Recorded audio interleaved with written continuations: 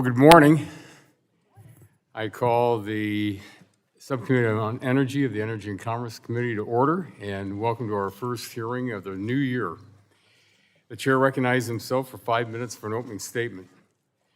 Today's hearing will examine the current state of the nuclear industry, the emerging prospects for the rapid and widespread deployment of new nuclear technologies, and what more may be done to enable success. The importance of successful growth of the American nuclear energy cannot be understated. Most importantly, what we need in this country is more energy.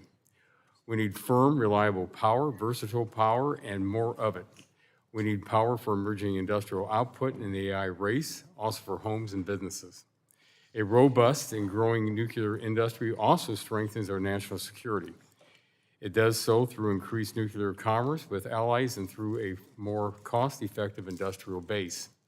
Congress has already taken significant steps that will optimize the regulatory system and related policies to assist in domestic nuclear deployment.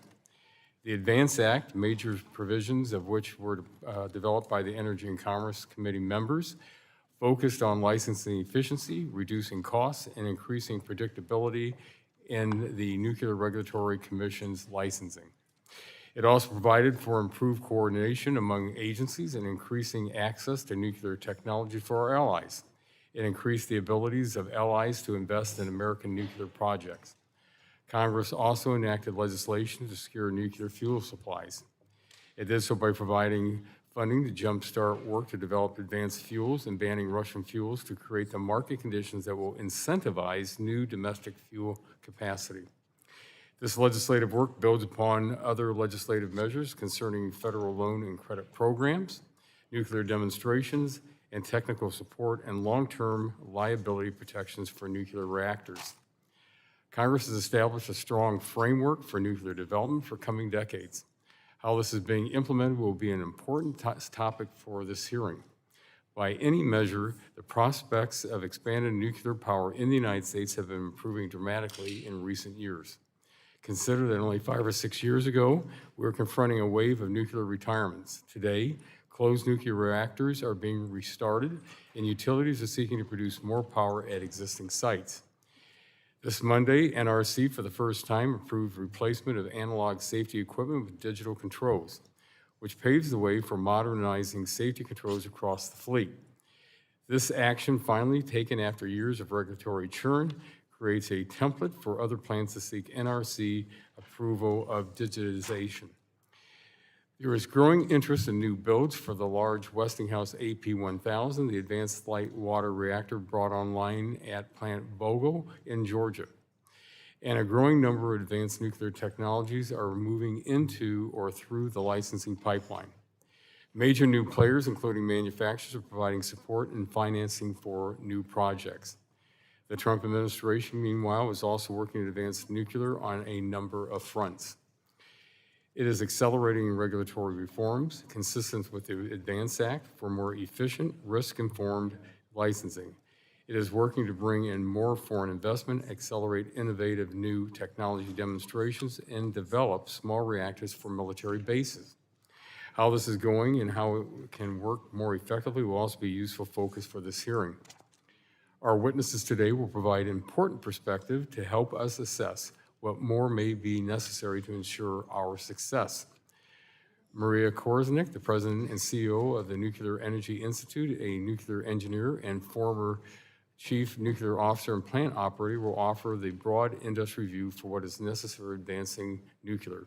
John Williams, senior vice president of the Southern Nuclear Operating Company, among other experience overseeing nuclear operations, brings his perspective of having overseen the construction and operation of the first nuclear units in 30 years.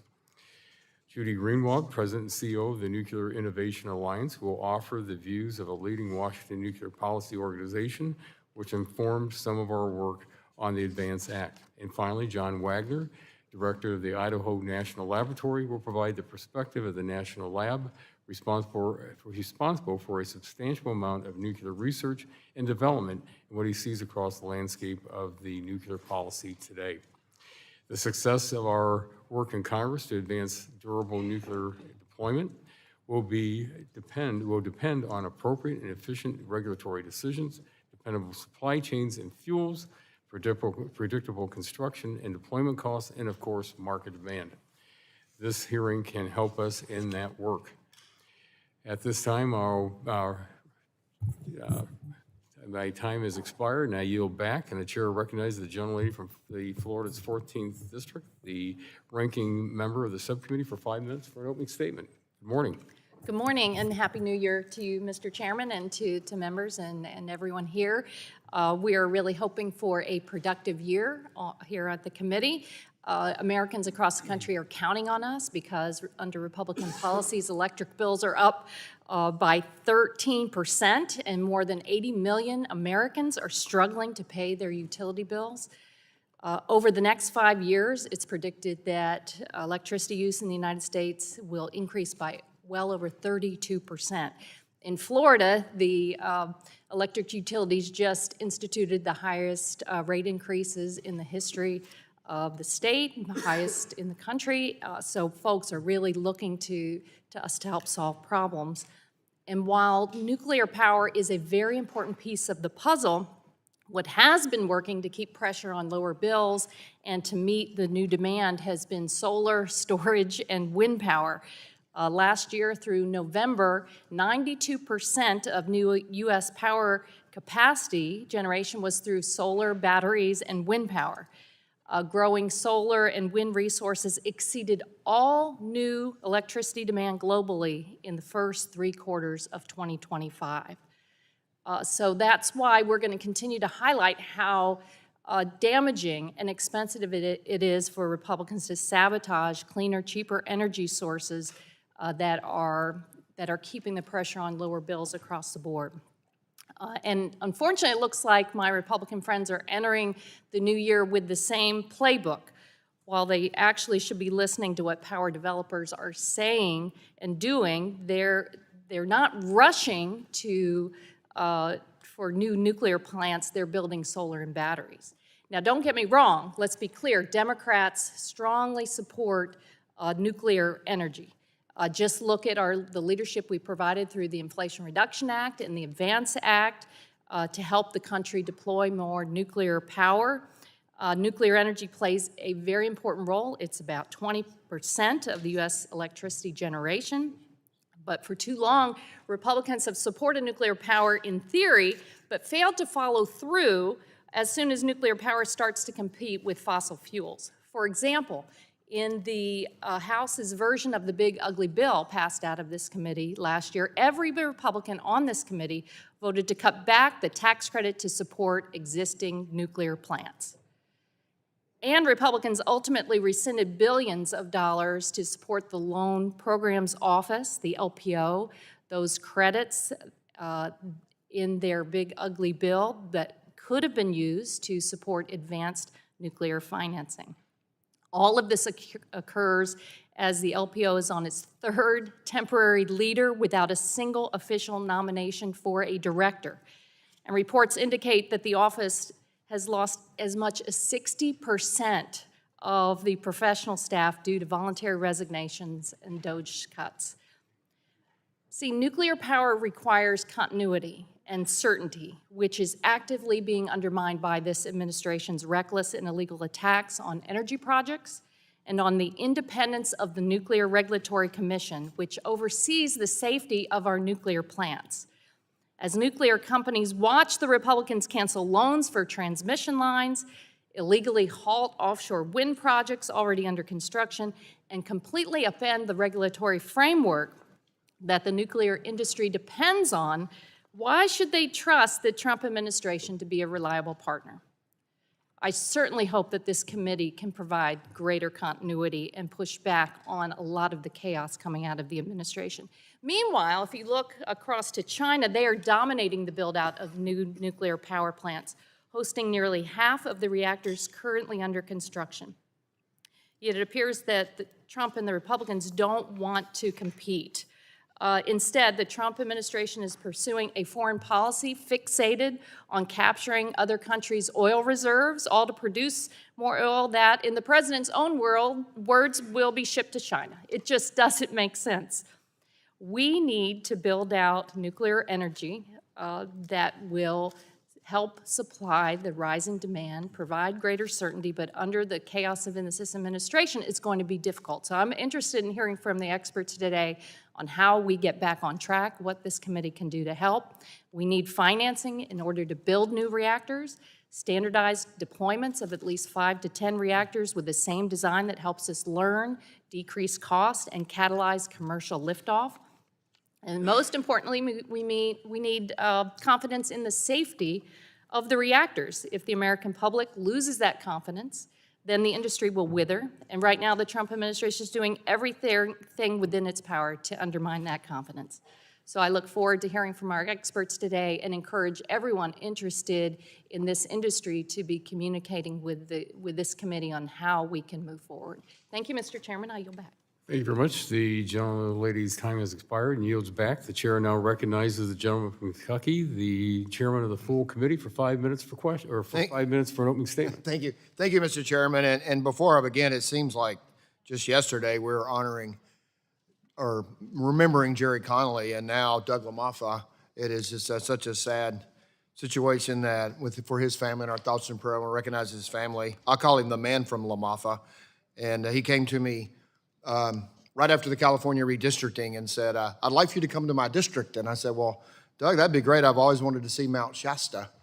And he says, well, I hope you like wine because I now represent Sonoma. So anyway, the laughter through tears, isn't that right, Dana? We talk about, Dolly Parton said is a emotion that we've all cried for him. And if you knew him, you laughed with him. He was a wonderful man from a wonderful place, and he loved this wonderful country. So our thoughts and prayers with his family. So now he'd want us to get to business. That's what he would say. So we're starting this year with a committee examining how we're going to meet our nation's growing energy needs. And we work to remove barriers to expansion and to prioritize reliable power. We've examined why American energy dominance is essential for a productive, healthy, and secure nation. It's clear that nuclear energy is a key component. Today, we'll look at how to expand nuclear further. From 1971 to 1987, America proved its nuclear energy capabilities with utilities connecting 87 nuclear reactors, producing 80 gigawatts of capacity to the grid, a pace of about 6 new reactors a year, a faster than larger deployment than any other nation to date. China's built 58 reactors at an average rate of 3 a year. But that deployment may increase with more than 30 reactors under construction. This direct competition with the United States in nuclear commerce has huge implications for geopolitics and energy security, underscoring the urgency of promoting American nuclear leadership. The good news is this committee's work to pass the ADVANCE Act and other policies into law has set the stage for success in the new nuclear era. Removing permitting delays, cutting licensing costs, driving faster, efficient decisions, improving international engagement, and incentivizing American supply chains. We're reaching the point that licensing should no longer be a barrier to nuclear expansion. Success now will more likely rest on construction finance and economic factors. Yet here, too, there is great new promise. Not only are utilities and state policymakers returning to nuclear and turning on retired plants, but new sources of capital investment are engaging. Major technology companies pursuing power for AI data centers have stepped up, as has the oil and gas sector, among others. I want to thank President Trump for his executive orders focused on growing investments in energy technologies. Our job as policymakers is to identify what more needs to be done to accelerate America's new nuclear era in a way that ensures safety, protects taxpayers, and provides national security. Thank you to our witnesses for being here. We look forward to hearing from each of you, and I'll yield back. Thank you. The gentleman yields back. The chair now recognizes the gentleman from New Jersey, the ranking member of the full committee, for 5 minutes for an opening statement. Thank you, Mr. Chairman. The last year has been one of the worst years for the security and safety of America's civilian nuclear fleet since the splitting of the atom in 1945. And that sounds dramatic, but I really believe it's true. President Trump and Energy Secretary Chris Wright have attacked our nuclear regulatory regime and shattered confidence in America's hard-won record on nuclear safety. If the Trump administration does not stop its attacks, American lives will be at risk. And I support safe nuclear energy. It's clean, it runs around the clock, and it provides much-needed energy security. Democrats and Republicans on this committee worked together last Congress to enact important nuclear energy laws, including the ADVANCE Act, a ban on importing Russian uranium, and investment in domestic nuclear fuel cycle build-out. But nuclear power also needs safeguards so the American people can have confidence that it will operate safely. And based on the Trump administration's actions over the last year, I am deeply concerned that it's putting American lives at risk. And let's recap what has happened this past year. First, President Trump illegally fired without cause the former chair of the Nuclear Regulatory Commission for the first time in its 50-year history. A Republican NRC commissioner resigned out of disgust for what the commission had become. And 2 current NRC commissioners have warned that they could be fired at any time for any reason if they refuse to approve a nuclear reactor due to safety concerns.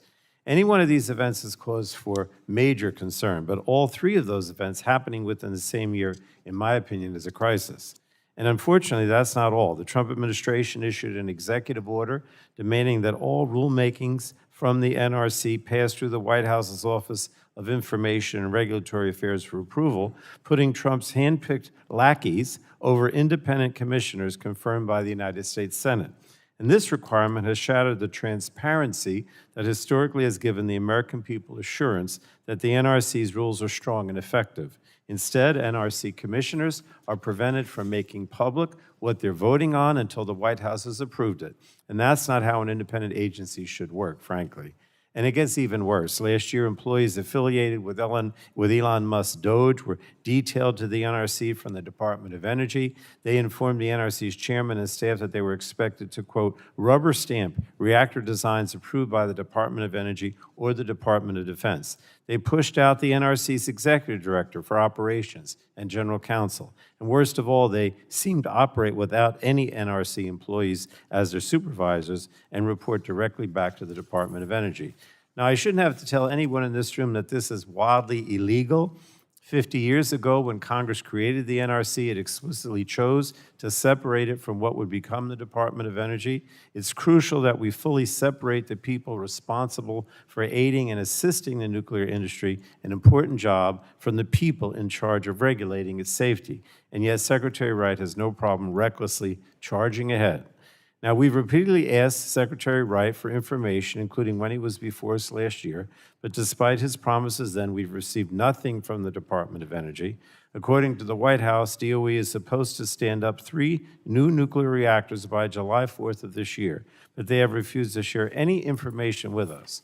Now, I understand the Trump administration wants to promote nuclear energy, but I have zero confidence that it knows how to do it while maintaining the safety of the American people. We can't afford a single mistake, and the Trump administration is pushing us down a path where mistakes, potentially fatal ones, are becoming increasingly likely. So if Republicans have any interest in moving nuclear legislation this Congress, Democrats must have full and complete confidence in the safety of our nuclear fleet. Right now, we do not have that. The Trump administration must stop its attacks on the independence of the NRC and genuinely engage with congressional oversight if any progress is to be made. Democrats will not stand for this administration putting Americans' lives at risk. And with that, Mr. Chairman, I will yield back. Thank you very much. The gentleman yields back the balance of his time. And at this time, we thank our witnesses again for joining us to testify before the subcommittee. Each witness will have the opportunity to give an opening statement, followed by a round of questions from the members of the subcommittee. Our witnesses, again, for today are Ms. Maria Korsnick, the President and CEO of the National Energy Institute, Mr. John Williams, Senior Vice President of the Technical Services and External Affairs at the Southern Company, Ms. Judi Greenwald, President and CEO of the Nuclear Innovation Alliance, and Dr. John Wagner, the Director of the Idaho National Laboratory. And before I get to you all, just some quick housekeeping. Please pull the mics up close to you when you speak. There's a set of lights you'll see. You'll have 5 minutes each, and when you get to 1 minute, it'll go yellow, and then it'll go red at the 5th minute. So we ask you to finish up your, if you haven't finished at that time, your statement.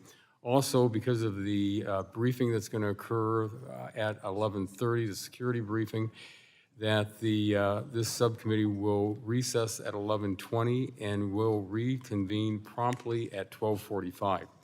So we appreciate you all for being here today. And Ms. Korsnick, you are recognized for 5 minutes for an opening statement.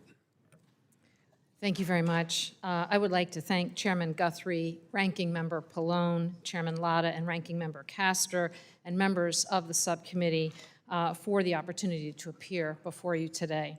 I wish to begin by expressing my sincere appreciation for the committee's continued leadership on nuclear energy.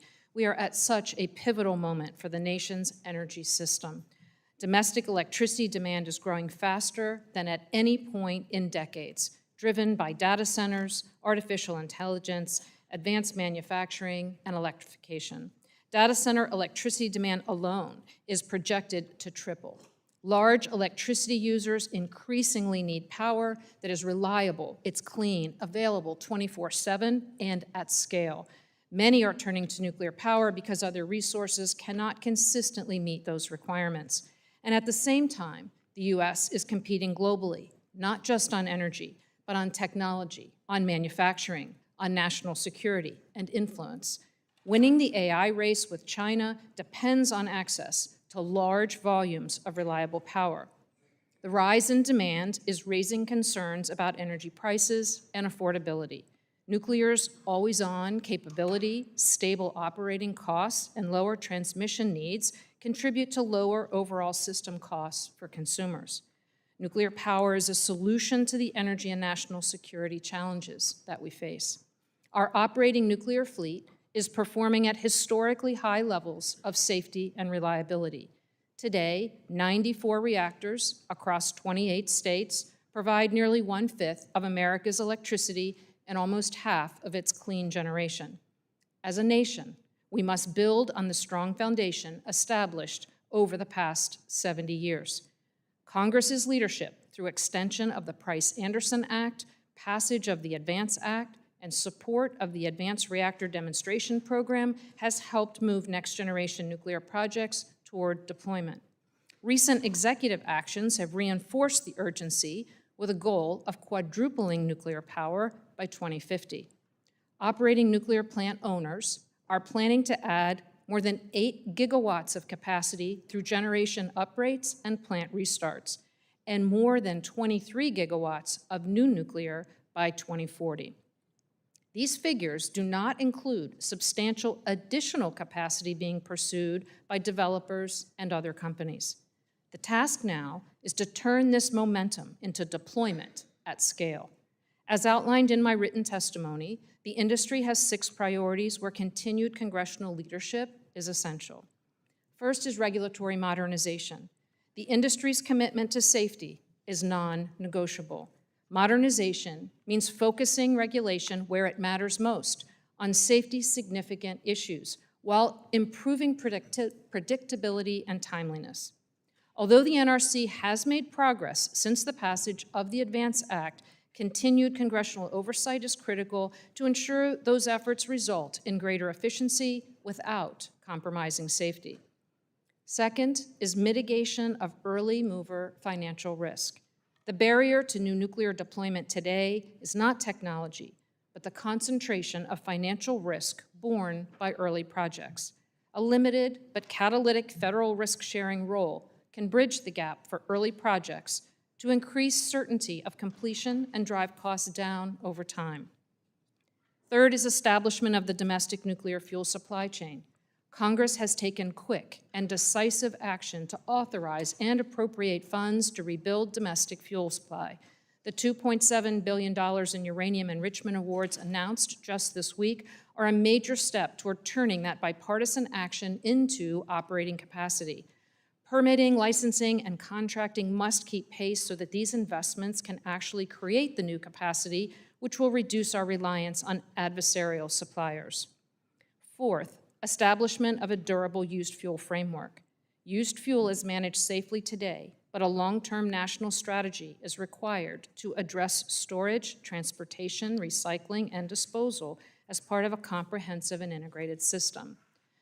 Also, workforce and supply chain readiness. Deploying nuclear at scale requires a sustained pipeline of skilled workers and expanded manufacturing.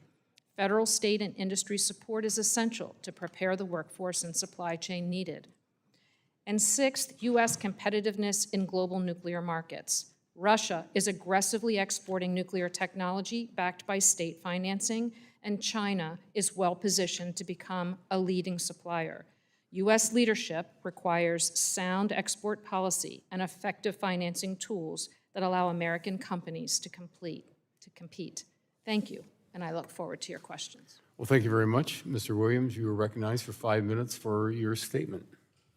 Chairman Latta, Ranking Member Castor, Full Committee Chairman Guthrie, and Full Committee Ranking Member Pallone, and members of the subcommittee. My name is John Williams, and I serve as the Senior Vice President for Southern Nuclear Operating Company, a subsidiary of Southern Company. Thank you for the opportunity to testify today about nuclear energy, which is critical to our nation's economy, energy security, and national security. Southern Company is an innovator in the commercial nuclear industry, having completed the first 2 next-generation reactors in the United States in over 30 years at Plant Vogtle Units 3 and 4, where we achieved approximately a 20% improvement in cost from the first to the second unit. Southern Company is responding to the significant growth we are seeing in our footprint by optimizing our existing infrastructure and building new infrastructure. We are also capturing this growth for the benefit of all of our customers and ensuring that growth does not come at the expense of affordability. For example, our retail electric rates are more than 10% below the national average and have risen less than inflation over the last 5 years. In fact, our 2 largest subsidiaries, Alabama Power and Georgia Power, have implemented multi-year rate freezes to provide more certainty at a time when other costs are rising. The growing demand for electricity and the leadership of both Congress and the administration has created great interest in new nuclear development. The safe and economic development of new nuclear power is essential to maintaining the United States' global energy dominance. Policy, such as the Atomic Energy Advancement Act, an initiative of this subcommittee, which later became the ADVANCE Act, and the President's executive orders requiring regulatory reform at the Nuclear Regulatory Commission have positioned the nuclear industry to capitalize on the Vogtle experience to develop the next fleet of American commercial nuclear plants. We appreciate the efforts of both Congress and the administration to usher in a new era of nuclear construction. However, there are still barriers to new nuclear development that need to be mitigated, including initial capital investment, tail risk associated with macroeconomic events, and substantial credit impact to the developer. I experienced some of the macroeconomic events firsthand during my time on the Vogtle 3 and 4 construction project. For example, we experienced a tsunami and resulting nuclear accident in Japan, which delayed our license, the bankruptcy of the prime contractor on the site, and the COVID-19 pandemic. Any one of these risks alone could have ended the project. But Southern Company, along with our co-owners' commitment to bringing these units online for the benefit of our customers, combined with the efforts of Congress, the Georgia Public Service Commission, the Georgia State Legislature, the Department of Energy, our labor partners, and both Democrat and Republican administrations made this project a reality. Today, both units are operating above the industry average and are serving our customers.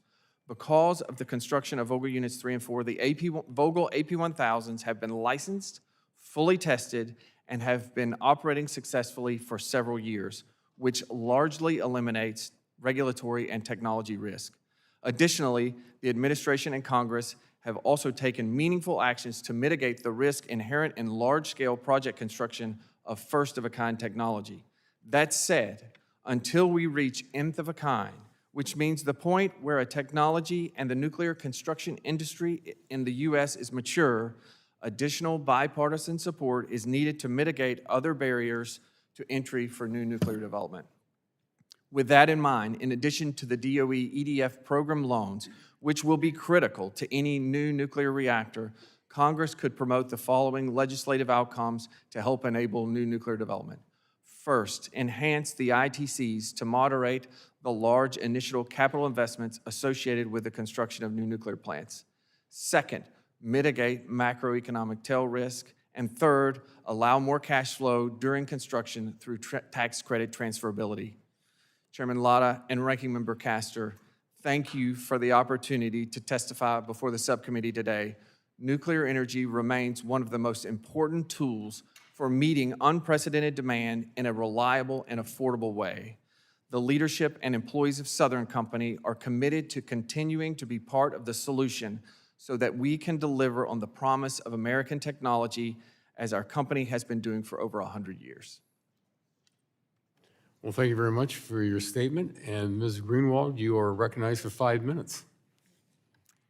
Chairman Latta, Ranking Member Castor, and members of the committee, thank you for the opportunity to testify and for holding this hearing. My name is Judi Greenwald, and I'm the President and CEO of the Nuclear Innovation Alliance. NIA is a nonprofit, nonpartisan think and do tank. Our mission is to help create the conditions for success for new nuclear reactors so they can play a major role as an energy security and climate solution. We focus our research and advocacy on Nuclear Regulatory Commission modernization, federal and state policy, private investment, and workforce development. Nuclear reactors help achieve a U.S. energy system that's affordable, reliable, and clean. Nuclear reactors also take up very little land, require minimal transmission build-out, deliver concentrated local economic benefits, and can provide industrial heat and power while reducing emissions. Together, these benefits offer something of value to stakeholders across the political spectrum. In the face of rapidly growing power demand for data centers and other economic engines, nuclear energy is a clean, firm option. That means it can ensure 24/7 reliability as well as climate progress, despite recent reductions in federal support for other climate solutions. Because of these multiple attributes, nuclear is one of the few energy technologies that enjoys durable bipartisan support. Maintaining that bipartisanship is essential to ensuring stable policy, predictable investment environments, and long-term commercialization pathways that can withstand political cycles. As commercialization efforts accelerate, how we deploy and scale nuclear energy must reinforce its credibility. This means safeguarding regulatory integrity, transparency, and public trust in the NRC. It also means adequate funding and staffing, as well as timely and effective implementation of the portfolio of nuclear commercialization policies and programs at the Department of Energy and across the federal government. DOE's loan guarantees, reactor demonstrations, and fuels programs merit especially high priority. Also, the scale, pace, and ambition of new DOE and DOD reactor programs must be matched with robust oversight. The NRC boasts a dedicated, highly technical staff and a legacy of overseeing a remarkably safe nuclear industry. As an independent, bipartisan commission, it has a long history of remaining mission-focused and relatively insulated from political pressure, strengthening its technical credibility, international respect, and public trust. NIA has long been an advocate for NRC to improve its efficiency while maintaining robust nuclear safety. We believe NRC can and must do both. This committee did tremendous work developing the ADVANCE Act, which was signed into law in 2024. This statute directs NRC to improve reactor licensing efficiency, modernize environmental reviews, reduce reactor licensing fees, enhance workforce capacity, and revise its mission statement. It's critical that NRC fully implement this law and that Congress conduct oversight to ensure its success. Government, industry, and civil society must work together to sustain public support through transparent safety rulemakings and practices, reasonable costs, successful early mover projects, and community engagement. The world is moving quickly to commercialize new reactors. Responsibly deploying U.S. technologies at home strengthens our ability to lead abroad, set high standards, and counter strategic competitors. This is a pivotal moment for nuclear energy. Major technological advances across public, private, and academic sectors have driven progress. New reactor developers are introducing significant commercial innovations. Private financiers, along with industrial and data center energy users, are making major investments. Public support for nuclear energy is growing. We're in the midst of a remarkably positive policy environment. The secret to successful U.S. energy innovation and commercialization has always been a whole-of-society effort, with private sector leadership and effective government enabling. Congress's enactment of a series of major laws over the past 7 years, together with recent ambitious nuclear energy executive orders, has set the stage for success. This committee has played a crucial role in bringing us to where we are today, reflecting a shared commitment to innovation, energy security, safety, and environmental protection. I urge you to ensure, through the exercise of your legislative and oversight responsibilities, that the U.S. government has the people, the resources, and the public trust essential to enable new nuclear energy to play a major role in an affordable, reliable, and clean U.S. energy system. Thank you. Well, thank you very much for your opening statement. And Dr. Wagner, you are recognized for 5 minutes. Chairman Latta, Ranking Member Castor, and members of the subcommittee, thank you for the opportunity to testify before you today. My name is John Wagner. I'm the director of the Idaho National Laboratory, the nation's Center for Nuclear Energy Research and Development. I'd like to note at the forefront, although I am the director of the laboratory, I am not a federal employee, and I cannot speak for the Department of Energy. Throughout my long career so far, I have had the privilege of being involved with the design, analysis, and safety of a variety of nuclear technologies. From my early work in industry to my nearly 17 years at the Oak Ridge National Laboratory before becoming the leader of the nation's nuclear laboratory, I have had a lot of experience in all aspects of this. And so again, I really appreciate this committee taking the interest in this topic. We stand at an unprecedented inflection point for American nuclear energy. For the first time in decades, market forces, first time in my career, I'll say, market forces, national security imperatives, and federal policy have achieved remarkable alignment. The question is no longer whether America needs nuclear energy, but how much, how quickly, and how to make it happen. The urgency cannot be overstated. As was mentioned by several that spoke before me, to put this in perspective, the United States commissioned over 100 nuclear power reactors between 1970 and 1990. Yet in the more than 3 decades since, we've brought on only 2 new reactors, thank you to Southern Company, while more than a dozen have shut down. Meanwhile, China and Russia have advanced their nuclear capabilities and now account for 94% of all reactors under construction worldwide. China is on pace to surpass the U.S. in nuclear generating capacity by 2030, the first time any nation will have exceeded the United States in nuclear capacity. We must reclaim nuclear leadership to achieve American energy dominance and project American values and standards globally. To do so, the administration has outlined the goal of expanding from 100 to 400 gigawatts of nuclear capacity by 2050, requiring power uprates, reactor restarts, advanced reactor deployment, and at least 10 new large reactors under construction by 2030. You, Congress, thankfully, has provided critical bipartisan support through landmark legislation, the ADVANCE Act, the Prohibiting Russian Uranium Imports Act, and substantial investments through the Infrastructure Investments and Job Acts and the Inflation Reduction Act. These achievements demonstrate remarkable bipartisan, bicameral alignment for nuclear energy. At Idaho National Laboratory, where nuclear electricity was first demonstrated in 1951, real progress is happening. Under Executive Order 14301, DOE established the Reactor Pilot Program. 10 companies with 11 projects have been selected. We're accelerating progress towards deployment while maintaining our high levels of nuclear safety and nuclear security. And I am optimistic we will see 3 new reactors critical by July 4th of this year. For context, it's been nearly 50 years since a new reactor achieved first criticality at INL, so 50 years. Our reactor test beds are advancing rapidly. DOME, which is a repurpose of the EBR-2 containment structure, will be ready for its first demonstration system in April of this year. Lotus will host the molten chloride reactor experiment in 2028. Our Marvel microreactor, which has reestablished our ability to develop nuclear reactor systems, is targeting initial criticality this year. Project Pele, the mobile microreactor for the Department of Defense, will begin testing in early 2028.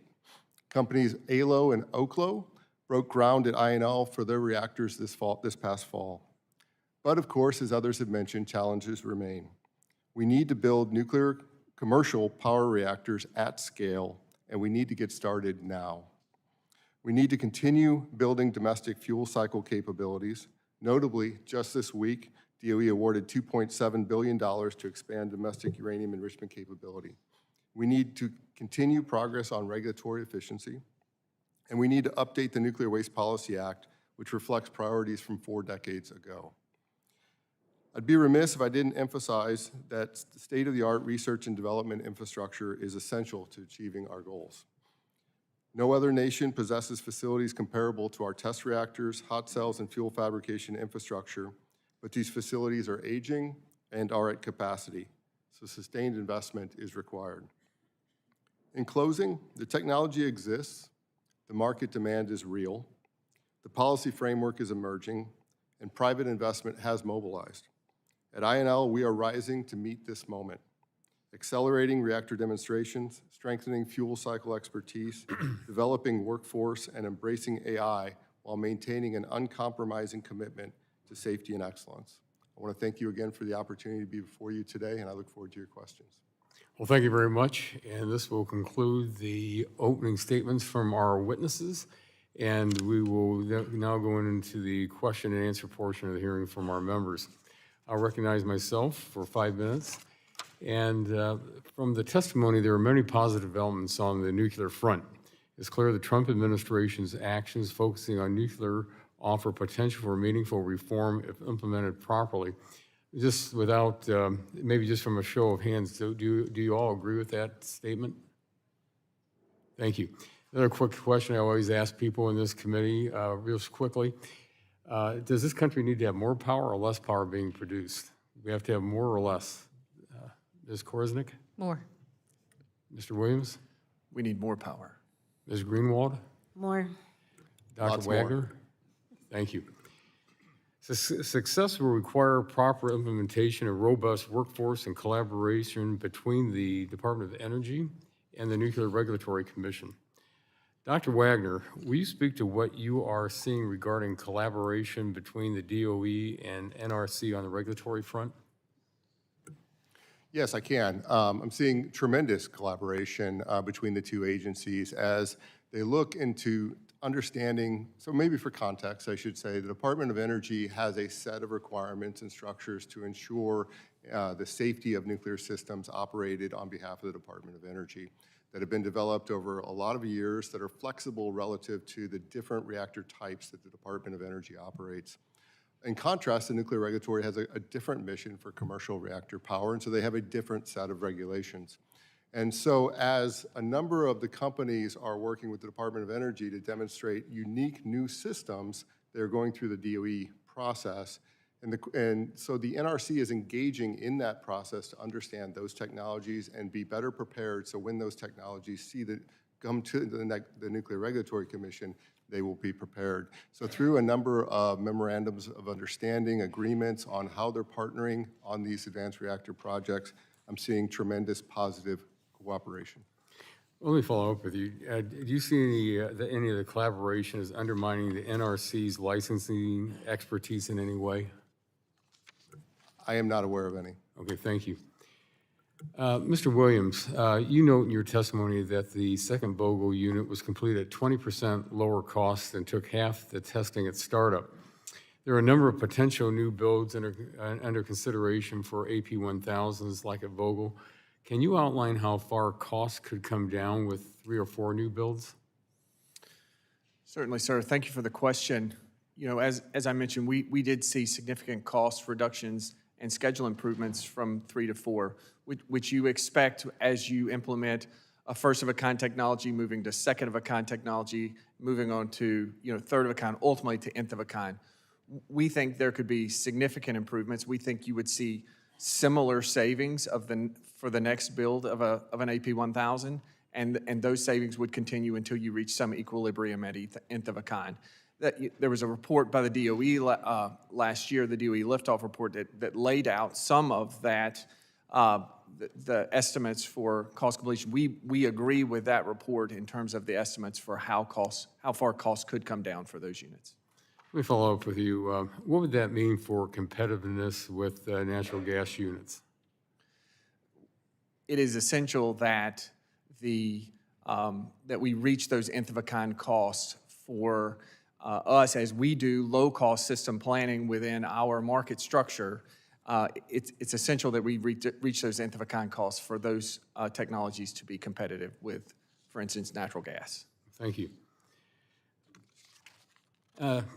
Dr. Wagner, what are you seeing with respect to advances on reprocessing front, and what policies may have to come to change to encourage cost-effective reprocessing or recycling?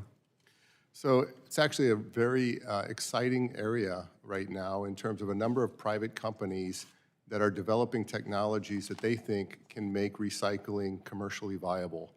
So we're working with a number of those companies to develop, test, and demonstrate those technologies that build on a legacy of technologies that have been developed by the national laboratories and beyond. And so there's a very active area that I could not have said existed even a few years ago in that space. In terms of policy reform, the Nuclear Waste Policy Act did not envision commercial spent fuel recycling, and therefore I would suggest that it needs to be revised to incentivize and support recycling. Oh, thank you. My time is about to expire, but I will submit the rest of my questions to you all. And at this time, I will now recognize the ranking member of the subcommittee, the gentlelady from Florida, for 5 minutes for questions. Thank you, Mr. Chairman. Dr. Wagner, thank you for going into greater detail on the test demonstration nuclear reactors that are underway.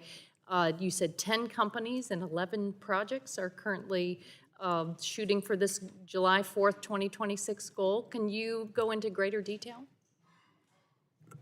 Sure, and I would say that there is a lot of detail out there, and I'd be happy to follow up with like written detail if that would be helpful. And would you agree to come and brief the committee staff and committee members? Of course, I'd be happy to, and thank you for asking for that. Would you like a little bit more now? Yes. Or okay, all right. So as you mentioned, the reactor pilot program was established out of the executive order by the Department of Energy, and the goal is to have 3 new reactor systems critical by July 4th of 2026. I would like to take a moment to say that what does that mean? I get a lot of questions about what's criticality mean versus, say, commercial power generation. Criticality is a step in the pathway of a nuke system towards a power generation system. So it's a normal progression of the technology testing and demonstration that occurs. So it's sort of an early step in that process. 10 companies, as you mentioned. I have 11 different reactors that are shooting for this July 4th. I doubt they will all make it, but the thing that's really exciting is that I do think 3 can make it, and the others will follow quickly thereafter. So while July 4th is a major milestone, there's an August and a September and an October that will follow, and I think we will see quite a number of these reactors, again, as their initial demonstration in 2026 that will lead to commercial deployment. And how many of those projects are supported by the Loan Program Office? I'm not aware that any of them are supported by the Loan Program Office. I'll put a question, I'm not aware that What is the any. funding mix, their private sector contributions versus U.S. taxpayer? So they are, there is some variations, but they are majority private sector funded. So when these projects were selected by the Department of Energy, what they sort of won was access to support and DOE licensing and facilities to the extent that we have it, but they were responsible for their own costs for these projects. Great. Well, we'll look forward to the detailed briefing moving Yes, ahead. thank you. Ms. Greenwald, you mentioned in your testimony that historically Congress chose to separate out the role of the Nuclear Regulatory Commission ensuring the safety of nuclear reactors from the role of the Department of Energy, which conducts research and supports, promotes the industry. Why is that separation important, and how does it help maintain confidence in the safety of our civilian nuclear fleet? Thank you for the question. It's all about public trust, and the decision that was made to separate AEC into, sorry for the alphabet soup, to NRC and what was then ERDA, which became DOE, but to separate out the NRC with the agency that became DOE, that was actually supported by both supporters and opponents of nuclear energy, or people who are concerned about nuclear energy, because they thought it would increase public trust in the technology, and they also thought it would give an opportunity to make the case both for and against particular technology decisions. So I think it was, at the time, and this was in 1974 in the Energy Reorganization Act, that decision was made. What about today? Because of the assault on the NRC, the kind of big footing by DOE of the NRC, our safety regulatory agency, what is the risk going forward? So we definitely want to make sure that we maintain this separation and maintain NRC's independence. And that's, we think it is highly important, as we have a paper that we're happy to provide for the record. I may have included a site in our testimony where we looked at the sort of history of the authorities that DOD, DOE, and NRC have had. And DOE and DOD have had authorities to oversee and authorize or allow for projects for quite some time. And so they do have experience. They have some different rules and approaches, but it is possible for this to work out quite well. And I actually agree with Dr. Wagner that they're making progress on making sure that this goes well, and NRC, in With fact, my is- last 15 seconds, sorry. are you concerned at all with the loss of professional and technical staff? At the NRC and DOE, DOE has lost over 3,500 professional staff over the past year, including the Office of Nuclear Energy. Yes, this is why I'm focusing so much on that in my testimony, is that we really want to make sure that both DOE and NRC are sufficiently staffed to capably exercise these responsibilities and implement these important programs. Thank you very much. The gentlelady's time has expired and yields back. The chair now recognizes the gentleman from Kentucky, the chair of the full committee, for 5 minutes for questions. Thank you very much. I remember, I'm old enough to remember back in the 1970s, about when those bills were passed, and movies like the China Syndrome and those kind of things came out. I was a kid during the time, but I remember it. I remember the fear that people had, some legitimate through my line, had some issues, but that was also stoked.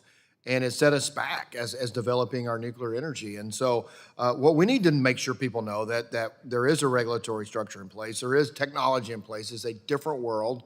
And people ask me all the time, can SMRs, for instance, be safe? And I say, well, you put SMRs next to the most deadliest payload known to mankind, put a bunch of the best in the world, well, the best would go into the Army, but the second best in the world in the Navy. I'm kidding, I love the Navy.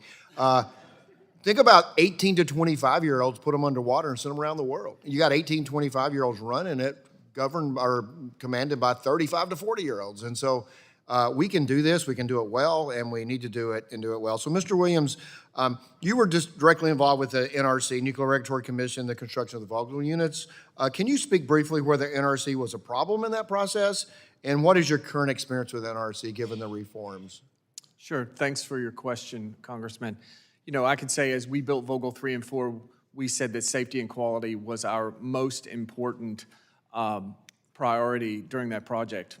We did that and have demonstrated that through its operation. I can say that throughout the construction, we had more than 150,000 inspection hours by the Nuclear Regulatory Commission of the construction process, but at no point in time did their oversight, was it part of the challenges that we experienced at Vogtle 3 and 4. It was constructive, and they provided the necessary oversight necessary to make sure. I would say in recent experience related to our operation, we continue to see a strong regulator. We have our resident inspectors on site performing oversight of our day-to-day activities. We have robust and challenging discussions with the staff at the commission for license amendments that are there. So we continue to see a very strong regulator. That's good, because we need that, because we need people to have confidence that we can do this, and we absolutely have to have that. So last year, Secretary Wright said, the U.S. is ushering in a true nuclear renaissance. Meeting this demand will require strong partnership with our allies in collaboration with the private sector innovators. So Ms. Korsnick and Mr. Williams, Ms. Korsnick first, and both of you answer this. Significant investments in U.S. nuclear fuel are currently underway, and additional funding for projects has been announced this week by DOE, including 2 in Paducah, Kentucky. Nevertheless, here's the question, will continued supply of fuel service from closely allied nations like Canada, the UK, Europe, continue to be important to the operation of the U.S. nuclear fleet for the next generation. So is it going to be important that we work with our allies to get this done? Absolutely. You need a diversified fuel supply, and working with our allies on both natural uranium as well as conversion and enrichment, I think is critical going forward. Thank you. Mr. Williams? I agree completely with Ms. Korsnick. Okay, and so this is for all of you. We start with, since you guys have answered, we'll start with Ms. Greenwald. With the growth of AI and advanced manufacturing demand combined with congressional action to streamline licensing, what opportunities are you seeing for changing some of our approaches to regulation or financing and help deployment? You and Ms. Greenwald, do you have any comments on that? And then we'll do Dr. Wagner. Yeah, so actually, you're doing a lot on AI. I'll just say very briefly, so we see AI helping in both directions or being extremely relevant in sort of both sides of this issue. One, it's creating a lot of energy demand, and it needs a lot of reliable power, and nuclear energy can provide that. Also, AI provides a lot of tools to do things more efficiently, and we can apply that in the design process, in the licensing process, and in the operations process to make sure that we can use these artificial intelligent tools to do all of this work better and more efficiently. Thank you. Dr. Wagner? I think Ms. Greenwald said it well. You know, AI needs nuclear power for us to enable continued U.S. leadership in the AI for our infrastructure.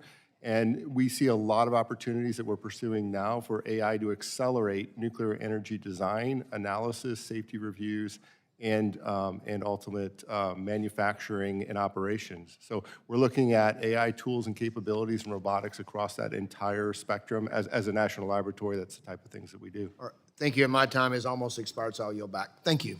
Thank you very much. The gentleman yields back, and the chair now recognizes the gentleman from New Jersey, the ranking member of the full committee, for 5 minutes for questions. Thank you, Mr. Chairman. One of the most alarming ways that the NRC's independence has been undermined, and I talked about this in my opening remarks, is the presence of staffers affiliated with DOGE and the Department of Energy who aren't responsible to anyone at the NRC. But unfortunately, Department of Energy has refused to answer any of our questions on this topic. So let me go to Ms. Greenwald.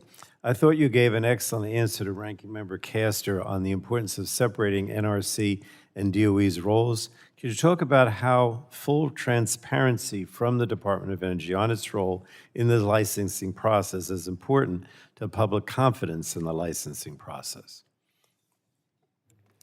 Yes, we do think that transparency is one of the hallmarks of achieving public trust, and we would like to see more transparency about the role of DOE staffers at NRC.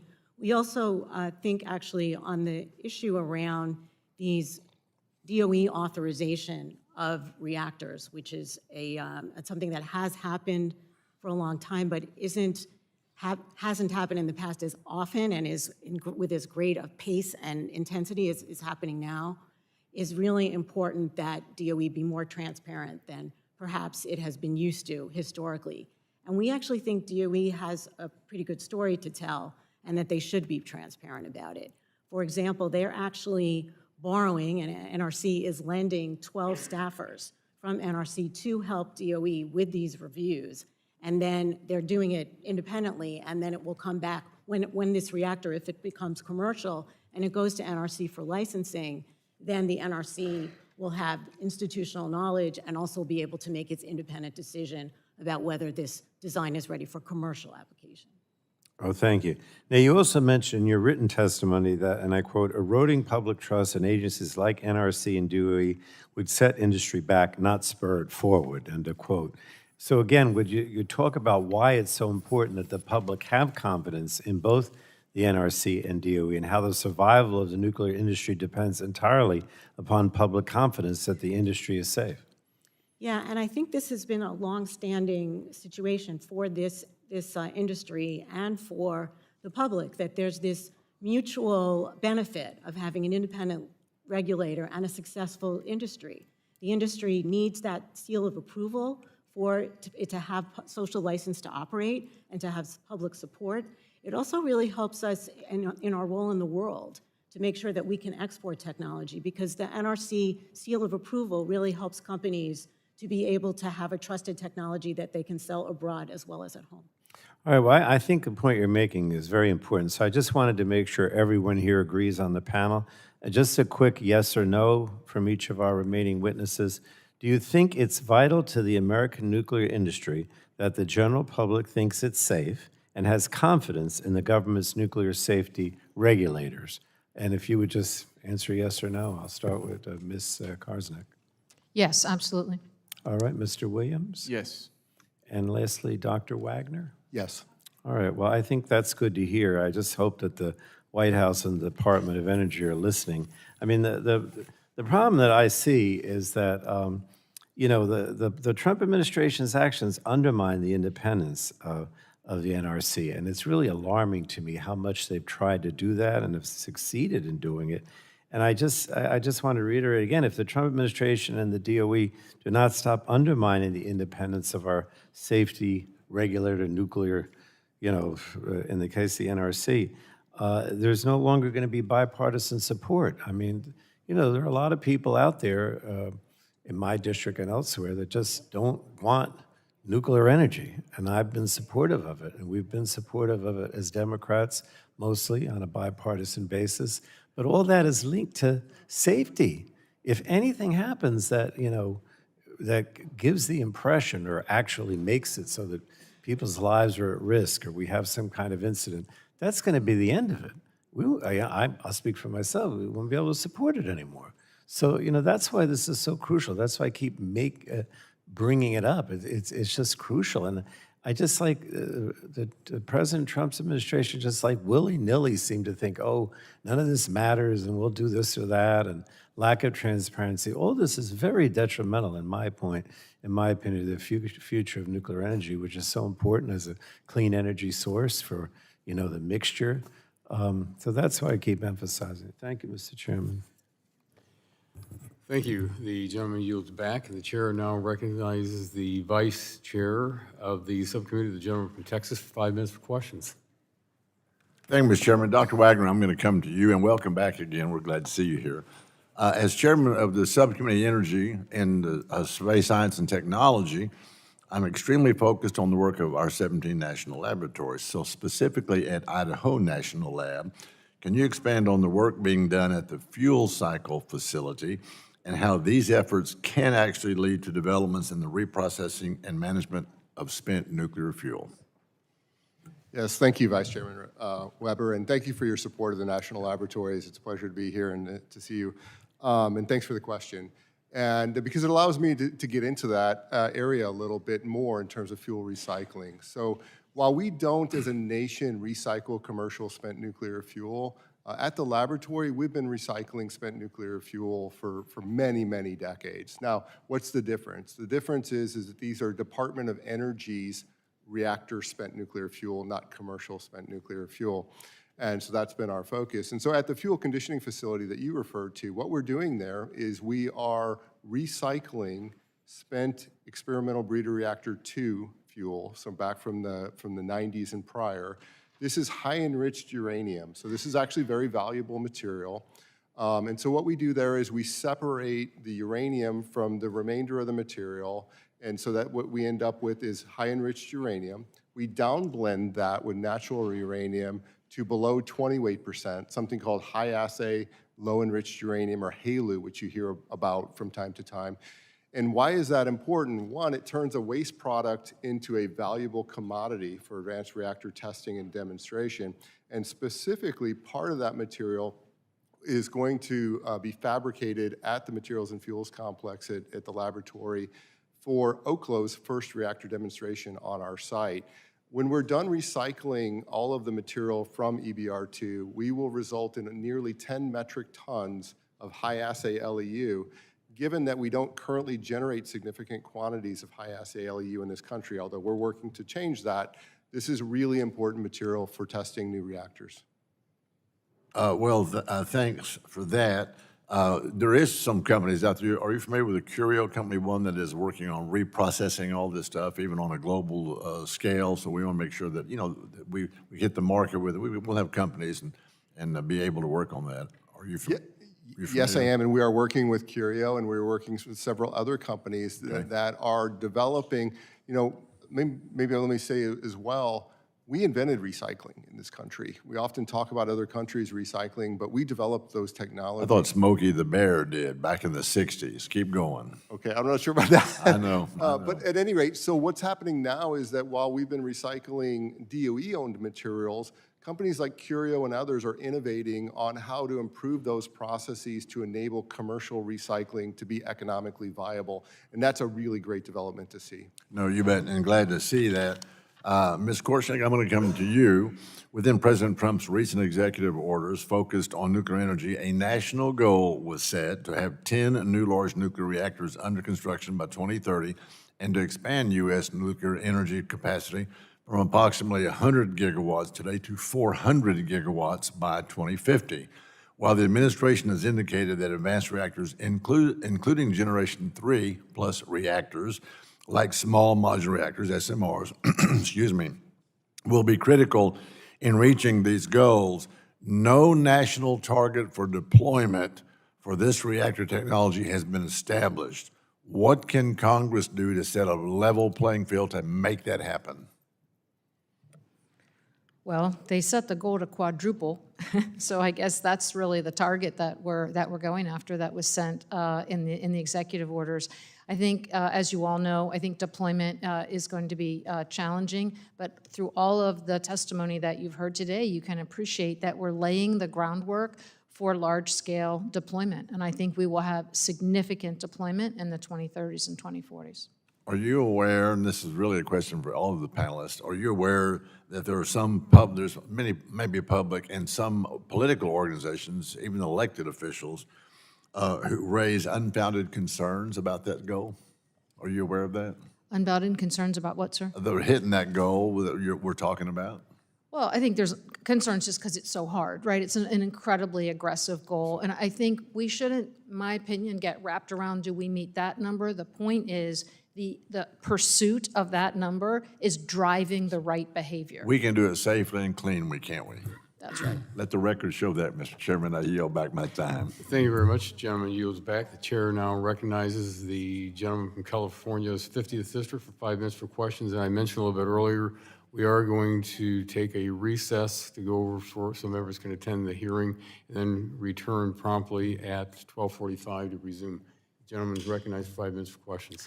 Thank you, Mr. Chairman. I want to start by thanking the chairman of the committee, Mr. Guthrie, for acknowledging Doug LaMalfa, my classmate and a fellow Californian. He was well regarded by everyone on both sides of the aisle, very well liked and very well respected, and we're going to miss him, and we want to send our love and prayers to his family. So for today, we need to address the serious problems facing our grid: significant load growth, extreme weather, cyber and physical threats. Our grid is old, it's small, and it's dumb, and nuclear energy will play a strong role in making it bigger, newer, and smarter. We have a lot of work to do. I just want to call attention to the San Onofre Nuclear Generating Station, or SONGS, just outside my district in San Diego. The spent nuclear fuel there is within 100 feet of the Pacific Ocean, sits near dense population centers, an active military base, and multiple fault lines. It's definitely not an ideal place for it to be. What happens to that nuclear fuel matters greatly to my district, and my constituents, along with many others around the country, know we need long-term solutions for spent nuclear fuel storage.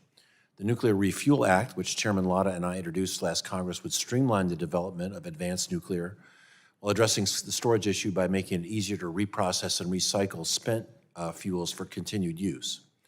Beyond domestic supply and security, we need to maintain our position as a global leader in nuclear energy development. The Bipartisan Advance Act was a good start. We have to do more. Unfortunately, a key aspect of my Global Nuclear Energy and Assessment and Cooperation Act, which would have authorized DOE to train foreign energy experts in allied countries, was removed from the Advance Act. If our goal is to build American leadership in the nuclear energy space and to compete across the globe with Russia and China to help other countries build reactors and meet their energy needs, we have to ensure those countries have the expertise required to maintain and operate those nuclear reactors responsibly. And it should go without saying, but I guess this week it doesn't go without saying, that we need allies around the world to be able to win this war with China and Russia, and we ought not to take those alliances for granted, let alone do things that would be absolutely inconsistent with friendship. We have to focus on how we can work with our allies to figure out how to make nuclear leadership and nuclear energy, how to project nuclear American leadership instead of allowing our competitors to flood the zone with dirty and dated reactors.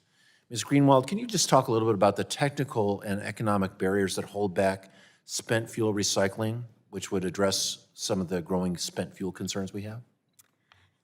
Certainly, thank you for the question, and thank you for your leadership on all of these legislative efforts. We really appreciate your thoughtful approach to these issues. We actually have a great report for you, which is a thing I say a lot at NIA, and it's called Recycling Reconsidered. And I'd highly recommend it to you, and maybe it's a great title for a hearing. Basically, what's happened over the past few decades since the U.S. decided not to pursue recycling is that we've seen a lot of change. We've seen a lot of technology innovation.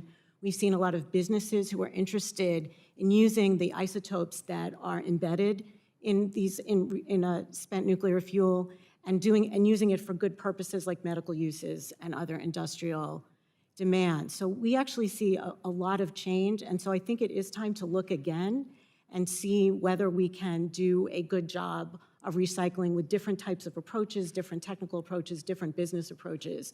We certainly, anything that we would have to do on recycling, we would have to make sure that it meets safeguards, robust safeguards and security standards. I guess and that's those are sort of good comments. They're sort of general. Are there specific things you'd like to see the country do to help support recycling?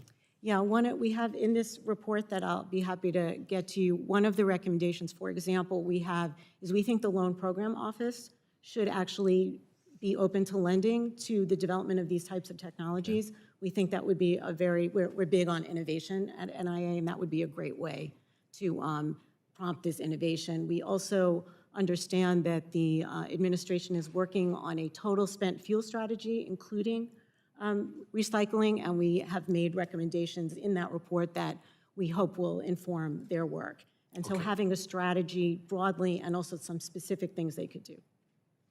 Great. I think there's some concern on this committee about investing in innovation for mature technologies. This is one where I think would benefit the country and take a lot of pressure off places like San Onofre and others. Mr. Chairman, thank you for the hearing, and I yield back. The gentleman yields back the balance of his time, and as I mentioned earlier, the subcommittee will stand in recess until 12:45. Thank you.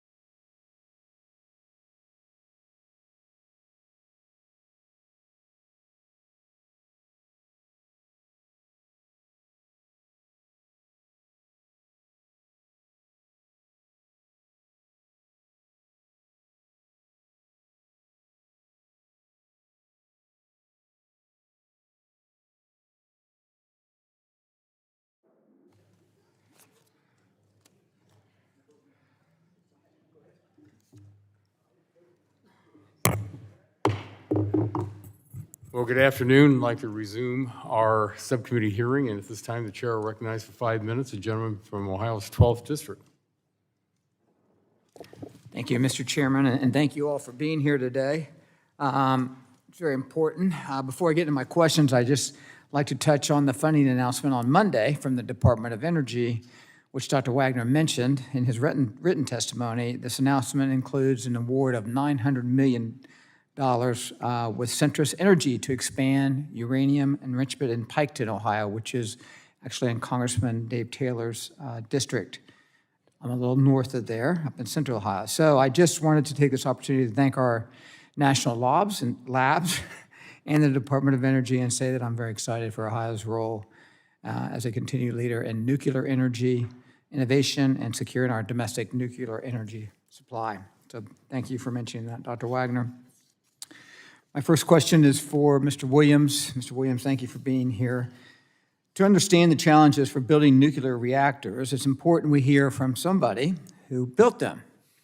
Mr. Williams, I'll direct my first question to you. Your testimony details some of the lessons learned with Plant Vogtle and the significant efficiencies gained on Unit 4 once Unit 3 was completed.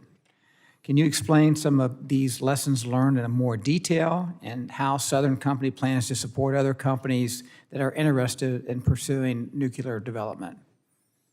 Thank you for your question, Congressman. I think I'll start by saying, we did see, we had a robust lessons learned program at the project during construction, making sure that as we learned things, as we did them the first time on Unit 3, that changes were made and implemented on Unit 4. That's how we saw the 20% reduction in costs. That's how we saw the reduction in there. The big areas where we saw much of the improvement was around electrical installation. And so, and I think it's, you just think about it from if you're building something the first time and you're going to do it a second time, maybe you're putting together shelves from IKEA or something like that, that second time is going to be a lot faster than the first time. And that's exactly what we saw at Vogtle, and really definitely in the area of electrical installation, where we laser mapped the rooms and essentially replicated those installations on Unit 4. That was how we did that. We have all of that information, and we're sharing that with anyone who wants to build new nuclear, both in the United States and abroad, to make sure that they get all the lessons that we learned so that they can have a leg up in terms of their construction. Thank you. Follow up, the Ohio's 12th Congressional District, which is where I represent, includes a significant number of data centers. There are over 130 data centers already operating in central Ohio, with many more looking to be constructed in the coming months and years. Nuclear energy is an important baseload energy source that will be critical to helping power new demand from these facilities and ensuring reliability for our constituencies. That said, building new nuclear involves very high capital cost, which may raise affordability concerns. What are utilities like the Southern Company doing to protect affordability? So affordability is our North Star at Southern Company. As I mentioned in our discussions, we are focused on, we've frozen rates in Georgia and Alabama. We're trying to keep rates as low as possible, and that's part of the reasons why we've laid out some of the solutions today in our testimony about things that can help bring down those barriers to new project construction.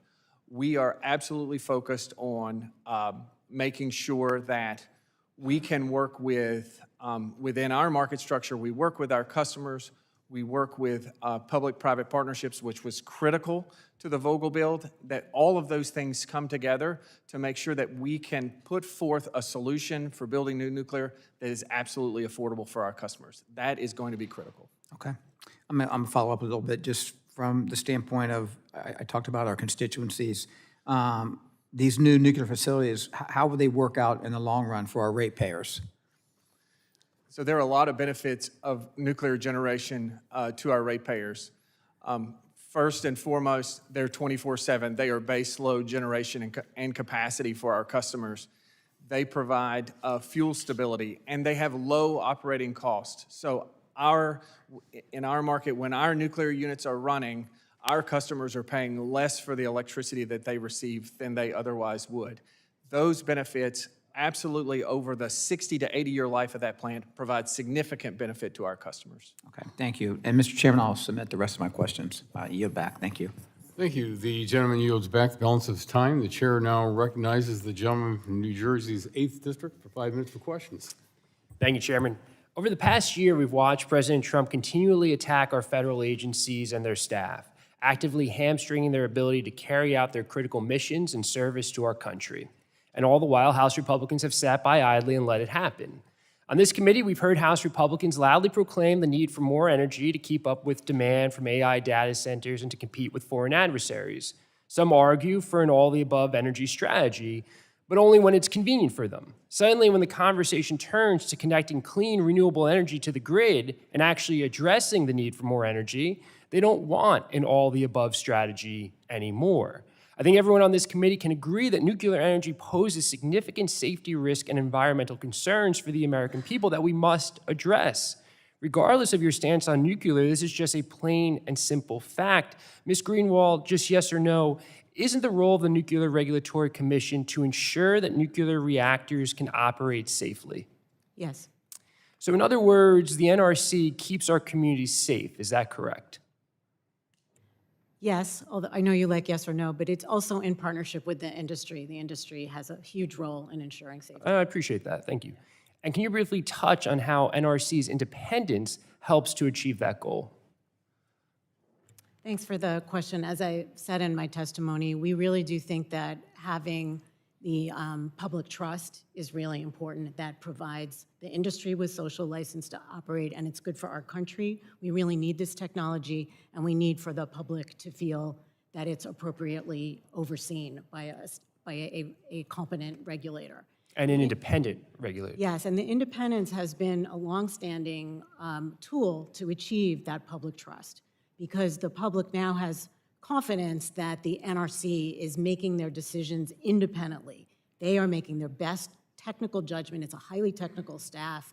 They are very careful to make sure that industry is making a good safety case for their technologies and that they are doing what they're supposed to do, and that's through licensing, inspection, and oversight. Perfect. I want to continue off of that.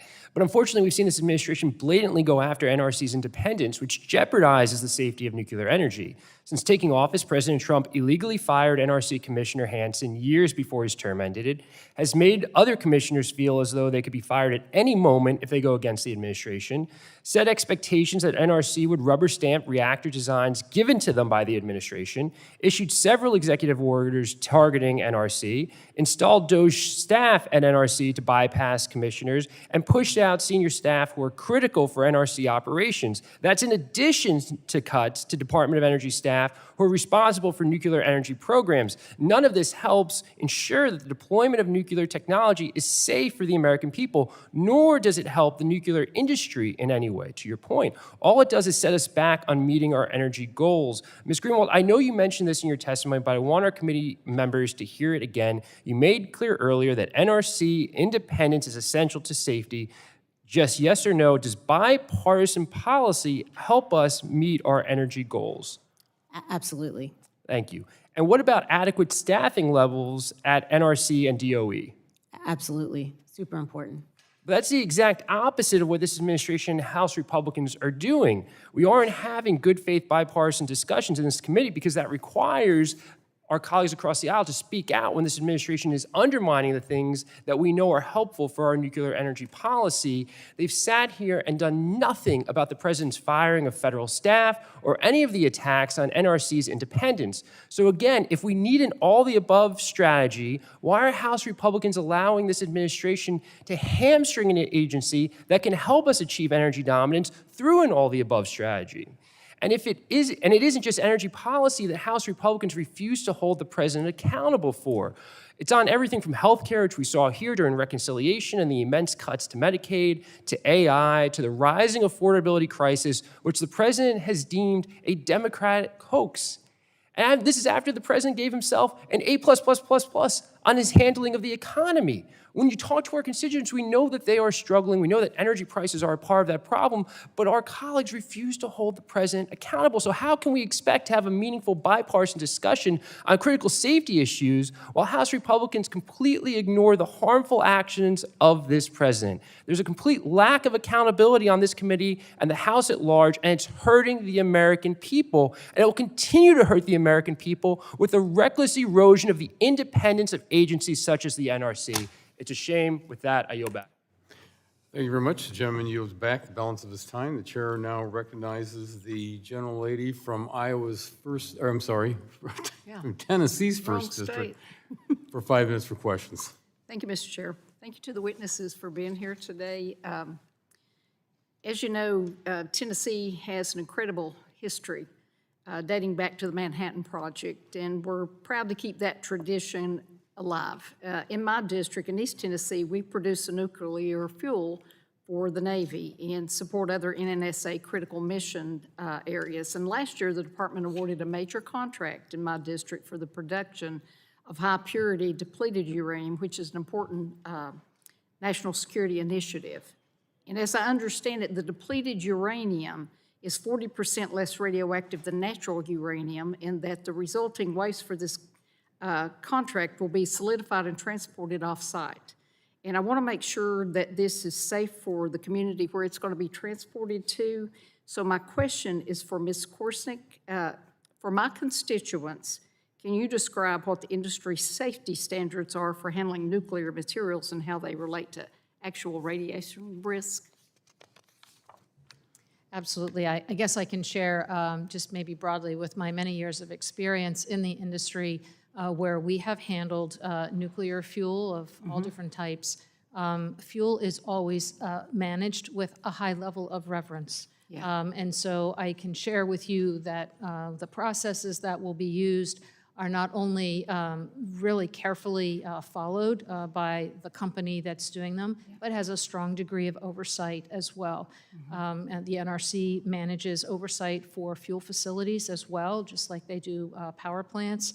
And there are strict rules and regulations that are around that, and not only at the facility, but for the transportation of that, to ensure that it's all done very safely and with sufficient shielding that it will not have effect on the local community. You know, you just want to make your residents feel safe. Absolutely. So I appreciate that.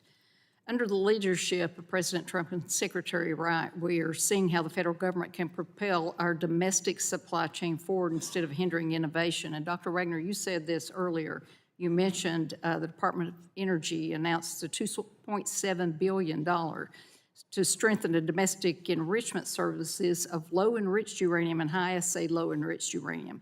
That means we're not only going to build those nuclear plants, but we're going to fuel, and it'll be American too.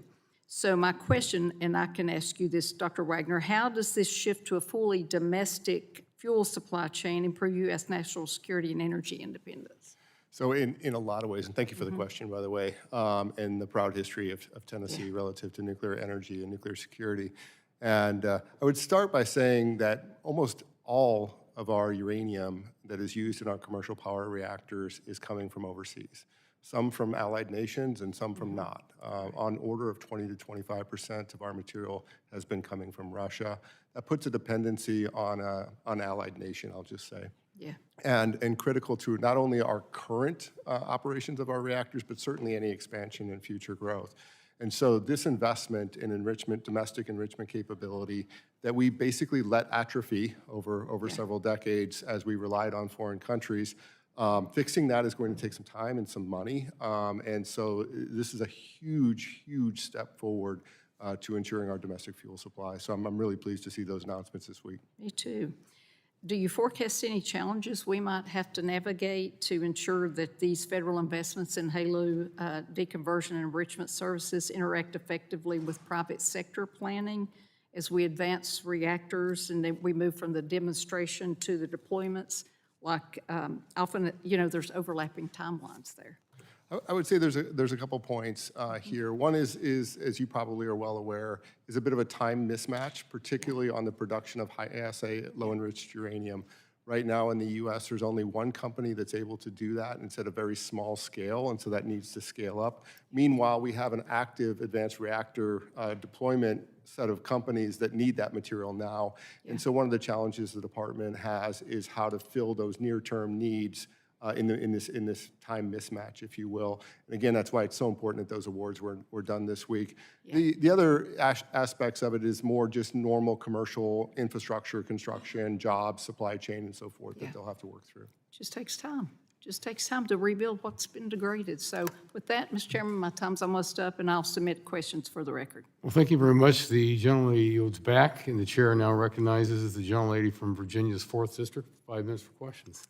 Thank you, Chairman Latta and Ranking Member Castor, for holding this very important hearing, and thank you to our witnesses. Safe and well-regulated nuclear energy has to be a key part of any energy strategy that seeks to increase capacity and affordability to meet our growing energy needs. I think all of the witnesses have spoken to that. And this hearing takes an important step in shaping that strategy. However, we can't ignore the context in which this hearing is taking place.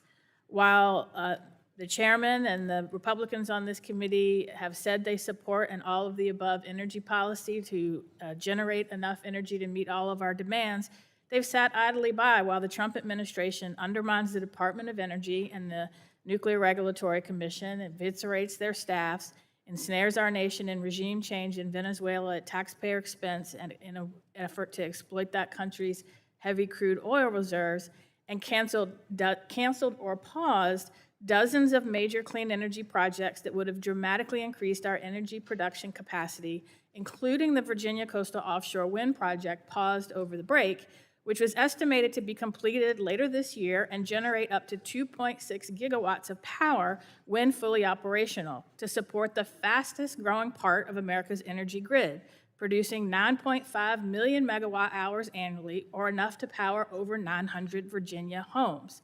At a time when this committee talks about the importance of permitting reform, this pause has left a major electric supplier in Virginia wondering if they can even rely on the permits once they get them. So you can understand why I'm a little skeptical that under the current administration, we can be truly prepared to make safe nuclear energy a serious part of our energy strategy. But I'm hopeful that we can do so. So, Ms. Greenwald, you established for the ranking members the importance of the NRC's independence. How could efforts to undermine the NRC's independence negatively impact the nuclear energy industry and our ability to quickly roll out new technology in the nuclear space and keep up with nuclear plants being deployed by our rivals? Thank you for the question, Congresswoman. I do think, I've said this already, but I'm happy to say it again. We do think that the independence is very important. Our really important thing from our perspective is to make sure that we have public trust in nuclear deployment. And we really think that having a competent NRC that's well-staffed, that is independent in a number of ways, as you may recall from my testimony, there's a number of aspects of independence that we need to think about, and it's very important that the NRC is transparent, competent, well-staffed, and does its job well. That's in all of our interest. And on transparency, you have mentioned that changes to the NRC's rulemaking process decrease transparency and raise serious concerns about stakeholder ability to engage in the rulemaking process. And I can tell you, we have seen firsthand on a number of energy projects that the minute that you lose public trust and the transparency of the process, that project is going to be opposed, whether it's a good idea or not. And so can you elaborate on your concerns about this decrease in transparency? Yeah, there's a couple of issues. The specific issue is that there's a new executive order separate from the executive orders that focus on accelerating deployment of new nuclear energy and U.S. leadership in nuclear energy, and that applies to all agencies that were formerly considered independent, at least some still, hopefully still independent, depends on how the courts deal with this. But basically, all of those agencies are newly under a process whereby their rulemakings are reviewed by the White House Office of Management and Budget, and they have an office called OIRA, which is the Office of Information and Regulatory Affairs. And that process introduces several rulemaking steps that mean that the public and the stakeholders won't see certain processes that normally in the past we've seen as the rules go through the NRC. So we won't see things that get to the commission, and we won't see various steps. We think that it would be much better if we maintain transparency. There may be other ways to do this, but we think it's very important that stakeholders, industry, folks like us who have an interest in the success of the nuclear sector have an opportunity to weigh in. We think that makes the rules better. We think that having good stakeholder engagement, effective, timely, we're all, I think, willing to quickly review things, but we definitely have to have sufficient time. So I think that's the concern, and we think it's actually solvable with creative solutions and making sure we actually pay attention to the importance of this. Thank you. I yield back. Thank you very much. The gentlelady's time has expired and yields back. The chair now recognizes the gentleman from Georgia's 12th District for 5 minutes for questions. Thank you, Chair Latta, for holding this important hearing on the future of nuclear energy. I want to thank the witnesses for being here to testify. John, it's great to see you, as always, and our great partner, Southern Company, in the state of Georgia. Nuclear energy has a pivotal role to play in reclaiming American energy dominance. I think there should be no question about that. As the largest clean energy site in the United States, Plant Vogtle in Georgia's 12th District is leading the way in our nation's nuclear future, where Units 3 and 4, the first two nuclear energy units to be built in the United States in over 3 decades, are fully operational and providing a stable baseload supply of electricity to Georgia homes and businesses. And again, I want to shout out to Southern Company and Georgia Power for, it was tough, but we got it done, and boy, those things are humming.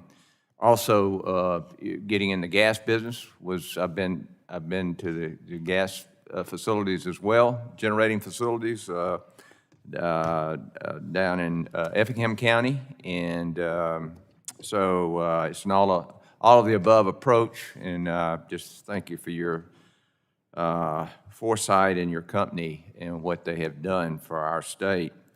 I have to be formal here, Mr. Williams. As you know, I'm a proud supporter of Plant Vogtle, what it means to Georgia. Georgia's been ranked the best state to do business in for over a decade, and the state of Georgia is delivering on this administration's top priorities of energy dominance and affordability.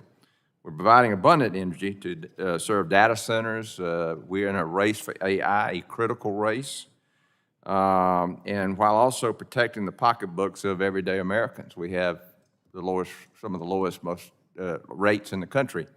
I think that our state's energy market structure has a lot to do with that success and has helped us avoid many of the issues that are in other parts of the country that are experiencing, like New England and California, where you cannot get a natural gas pipeline built, or the PJM region where prices are skyrocketing and there's not enough power to cover the reliability requirements. With all that in mind, how did Georgia's energy market structure enable it to build Plant Vogtle, get in the gas business, and why is the energy market structure important to new nuclear development? Thank you for the question, Congressman. And we have appreciated your support of our Vogtle project during these many years of construction. As you know, our market structure was critical in bringing the Vogtle units online for the benefit of our customers. Our vertically integrated, state-regulated structure is why the Southeast remains open for business, while many others around the country have had to close. Nuclear generation is more capital-intensive up front, and it requires long construction times. And it's that holistic planning process that's brought about by that vertically integrated, state-regulated process that allows us to look into the future in a transparent way with our customers and all the stakeholders in the state and choose the best energy options for our customers over the next 20-plus years. Financing for these projects is challenging. That vertically integrated structure provides us the necessary markets that we need. We're not relying on short-term market signals. We're relying on how are we going to serve our customers for the long term. So quite simply, our market structure was critical. Right, and of course, you talked about the capital requirements for these plants, but when they're running, it's the most efficient way to produce electricity by far, right? That's correct. Can you explain the difference between the AP1000 technology and other technologies that we hear about, like the SMRs? Yeah, thanks for that question as well. There's tons of nuclear technologies out in the market today, and we're in favor of all of them. Obviously, our AP1000 is the most advanced nuclear power plant operating in the world with passive safety features. So we're not relying on motors and pumps. We're relying on gravity and natural circulation. We're not relying on offsite power. We're relying on batteries. And our operators don't have to take action for 72 hours in the event of an upset at our facility. That's the AP1000. These other technologies offer similar safety features and provide those. But when we look at, in my testimony, I said, design once, build many. We've built this, it's licensed, it's working, we know how to do it. We need to, for the sake of getting to nth of a kind and rebuilding the infrastructure in the United States, focus on a technology that can deliver safe, reliable energy to our customers. Ms. Korsnick, I'm out of time, but obviously we're in a race in AI with China. China is building as many as 10 or more of these power plants, and I would like for you to submit for the record your comments regarding this race and what we need to do to catch up. And with that, Mr. Chairman, I yield back. Thank you very much. The gentleman's time has expired and yields back, and the chair now recognizes the gentlelady from California's 7th District for 5 minutes for questions. Thank you, Mr. Chairman, and thank you for having this hearing today. And I want to thank the witnesses for being here also. I want to be clear, I support nuclear power as an important clean energy source, but safety must always come first. And nuclear waste is not something that we can brush under the rug and ignore. We can't build new nuclear power plants without a plan to deal with the waste they produce. The Rancho Seco nuclear power plant in my district was shut down over 30 years ago, but the spent fuel is still there because Congress and the federal government have failed to implement a successful nuclear waste program. This is not a technical problem, this is a policy failure, and it's our responsibility on this committee to fix it. I know many members of this committee are hopeful that new recycling technologies will solve the waste problem. But even in an ideal scenario, recycling won't fully eliminate nuclear waste. Ms. Greenwald, does the Nuclear Innovation Alliance support recycling? Yes, we support spent nuclear fuel recycling, provided it's done with appropriate safeguards and non-proliferation measures in place. Now, under an ideal scenario, how much waste could be recycled? So recycling can significantly reduce the total volume that requires permanent disposal. Currently in France, they're reducing the total volume of spent nuclear fuel by up to 80%. However, recycling can never eliminate the need for a permanent repository because you can't recycle 100%. Okay. So we are unlikely to actually achieve the ideal scenario there. But significant, make a significant difference. Okay. So you still believe in the need for a comprehensive federal waste program? I'm sorry? Okay. Ms. Korsnick, do you agree that an effective, comprehensive nuclear waste disposal program is essential to the long-term future of the nuclear industry? Yes, we submitted a letter to the Secretary of Energy in October of this year that outlined a comprehensive used fuel strategy. Yeah. So it's fair to say that the current nuclear waste framework was stipulated by the Nuclear Waste Policy Act does not meet that need at this moment in time. Ms. Korsnick, yes or no, please. Do you agree with that statement that I just made? That's correct. We need changes to make a durable, long-term waste integrated strategy. Dr. Wagner and Ms. Greenwald, yes or no, please. Do you agree that this committee should update the Nuclear Waste Policy Act to modernize our nuclear waste framework? Yes. Yes. Okay. I think it's clear from the enduring impasse over Yucca Mountain that a consent-based or collaborative siting process is essential for any federal storage framework going forward. Ms. Korsnick, do you agree with the need for consent-based siting? Yes, we do. Ms. Greenwald, how can consent-based siting help us move beyond Yucca Mountain? Thanks for the question. This is really important. So as a country, we've spent several decades trying to put a permanent repository somewhere where people didn't want it, and that has not turned out well. So we really think that consent-based citing is the way to go, and a number of other countries are moving on that, particularly Sweden. Finland is especially the furthest along, and Canada is embarking on this as well. So we think it's the way to go. All right, thank you. Dr. Wagner and Ms. Korsnick, you also both included the need for interim storage in your testimony.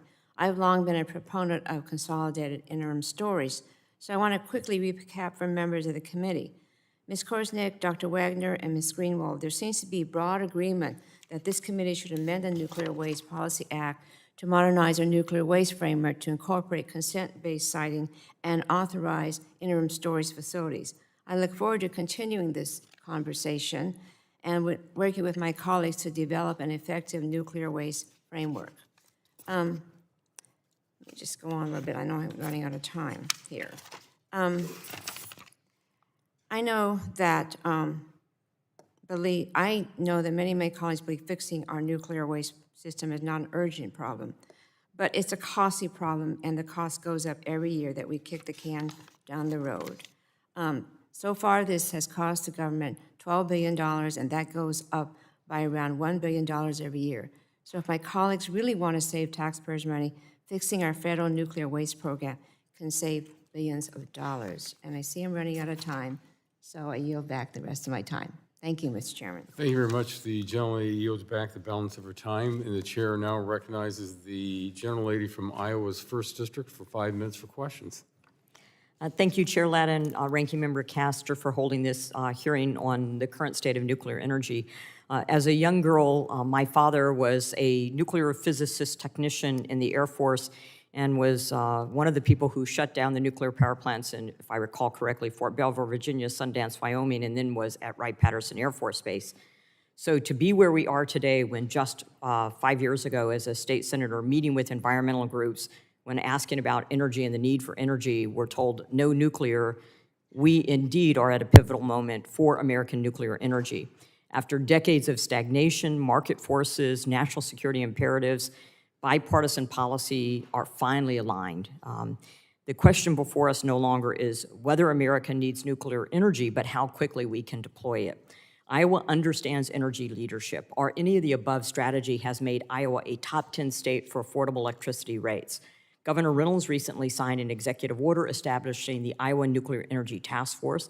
The task force will work to align state policies with federal regulations, engage with manufacturers to cultivate a nuclear supply chain in Iowa, and identify opportunities to enhance economic growth through nuclear energy. A key focus will be supporting the restart of Duane Arnold Energy Center and ensuring Iowa is positioned to attract future nuclear development. NextEra Energy is working to bring Duane Arnold back online by late 2028 or 2029. And part of the reversal in nuclear plant closures and the reopening of Duane Arnold is the ADVANCE Act, which this committee championed, is critical to making these restarts possible by streamlining licensing, reducing regulatory duplication, and creating more predictable timelines for project approvals.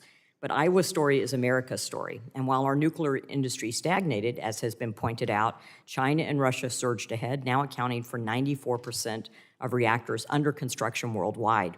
That competition isn't just about electricity, it's about American jobs, domestic manufacturing, exporting knowledge and equipment, and secure supply chains. We've watched critical skills atrophy and lost a generation of nuclear expertise. Rebuilding our nuclear energy industry means rebuilding the workforce, supply chains, and the industrial base that comes with it. Dr. Wagner, you mentioned the national laboratories have maintained nuclear expertise even during decades of stagnation. And let me point out that the Ames National Lab in Iowa was actually instrumental in World War II by developing a process for high purified uranium and supplied uranium to Chicago. I think it was about 2 million pounds. So we know the national laboratories play an important role. What role can INL and the broader lab system play in preserving and transferring knowledge to the next generation of commercial projects and helping with the workforce issues? So thank you for that question and the rich history there in Iowa. And actually, thank you for your remarks. I couldn't agree more with the remarks that you made, particularly about the global implications. But so we actually have maintained capability, but not at the level that we need it to be. And so one of the things that we've been doing and assisted greatly from congressional actions and appropriations is reestablishing our capability to do these things again. While we had core nuclear expertise over these time periods, there was a period, particularly from 1994 to 2005, when there was no focus in the national laboratories on new nuclear energy. And so, of course, that's changed, and I'm very, very thankful for that.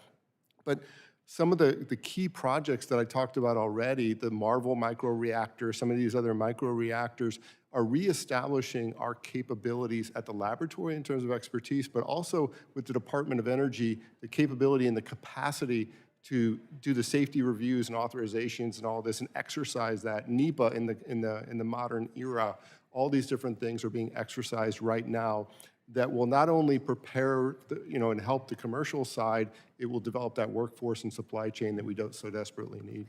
And speaking of workforce, there's a plethora of questions I have, but I just wanted to recognize the life and career of Professor Nuno Luera, director of MIT's Plasma Science and Fusion Center, who was senselessly murdered in December, which again takes away in fusion energy, part of that development and mentoring of young individuals. If I could, Mr. Williams, you mentioned about financial support. I'm just going to submit this for the record to be answered because I'm running out of time, but 2 questions. Can you explain why this type of support would not end up paying for mistakes that a company like Southern Company or any other company responsible for building a plant might make by having financial support? And how long would Congress and the federal government need to financially support this industry? And what does it mean for nuclear development going forward? I think those are very important to us, getting up to the speed of other nations for more data centers and AI online. And with that, I yield back. The gentleman's time has expired and yields back. The chair now recognizes the gentleman from New York's 20th District for 5 minutes for questions. Thank you, Mr. Chair. First, I associate myself with the comments highlighting the importance of a strong, independent nuclear safety regulator. This is not only critical for the health and safety of our constituents, but indeed for the nuclear industry as well. The public support and social license to operate needed for a new nuclear renaissance can end with just a single incident. If the nuclear industry and congressional Republicans are serious about bringing this vision to fruition, then we do need to come together to support a fully independent NRC. It sounds like there's some consensus from the witnesses that standardization of project design reduces costs and that there needs to be continued federal support to reach nth-of-a-kind projects. Most of the countries that have continued to build reactors steadily since the 1970s have done so by using a settled reactor design. But at the moment, in the United States, there are a lot of different technologies being pursued, many of which are receiving federal research and demonstration funding. So I'd like to ask our witnesses to imagine that we achieve President Trump's goal of growing from 100 gigawatts of U.S. nuclear capacity today to that 400 level of gigawatts by 2050. Right now, there are numerous companies working to deploy new reactor designs. So to the witnesses, in this future, how many companies do we believe will ultimately be successful in commercializing their product? And will there be a single large-scale reactor design and a single SMR design? Or will there, in your opinion, be many competing options? Anyone that would like to respond to that, please? I'm happy to start. Thank you. Congressman. I would say, just like any technology, and if I imagine that we weren't talking about nuclear, when there's so much innovation going on, you're going to see several different companies. That's what we're seeing now in nuclear.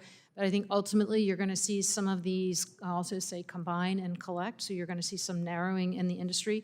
But I don't, however, think that you're going to get to only one SMR design or only one, let's say, microreactor design. And the reason is that different technologies that you've been here talking about here on this panel is that they offer different attributes, right? So some designs offer very high temperature steam, and that might be something you're interested in.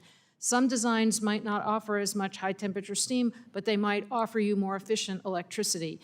So it depends really on what you're trying to use. For nuclear, you could get the steam, you could get the electricity, you can use some of that to create hydrogen, And there is going to be a lot of different opportunities in the marketplace. And so I think you're going to see that the designs are looked at not only for how quickly can you build them and how efficiently can they operate, but what product are they producing that you as a company are looking for. Okay, so within that vein, when it comes to the federal government's strategy to achieve this vision, if we're going to deploy a lot of new reactors in the next 2 decades, should the government bet on more companies by spreading our limited federal assistance broadly, or provide greater assistance to a fewer number of the most promising technologies? Anyone? Ms. Greenberg? Yeah, so we actually like the diversity of programs that the Department of Energy has now, including the addition of the couple of programs that just happened this year. So we have a range of programs. We have an advanced reactor demonstration program that is demonstrating 2 non-light water reactors that are SMRs. There's now also a Gen 3 Plus program that's demonstrating a couple of designs of light water SMRs. There's this pilot program, which is a lot of shots on goal with for very small size reactors. And there's also there's a bunch of fuels programs. There's the loan program. We have this, in my view, correct diversity of programs where we can't bet on everything, but we can make a number of bets. And then, as Maria was saying, there's going to ultimately have to be a down select. Not everyone is going to make it, and that's actually okay. That has happened in the past with other types of technologies outside the nuclear sector as well as in the nuclear sector. I think what's one of our key strengths as a country is this sort of entrepreneurial spirit that allows a lot of these different types of companies to try things. Not all of them are going to win, but having that entrepreneurial energy that we're getting right now and having all these different companies trying things is good, but ultimately all of those designs won't all work out. So we're going to have to get to standardize, but in our country, as opposed to some other places where it's more state-controlled, there's going to be this interaction between the government decisions, what they are interested in providing incentives for, what the regulator approves, as well as the market. Because as Maria said, there's a lot of different use cases for these different technologies, so probably in each use case, there might be more than one technology, but there probably won't be so many designs or so many successes. Okay, I appreciate that, and I see I'm down to the 0th moment, so thank you, Mr. Chair, and I yield back. Thank you. The gentleman's time has expired and yields back. The chair now recognizes the gentleman from Alabama's 6th District for 5 minutes for questions.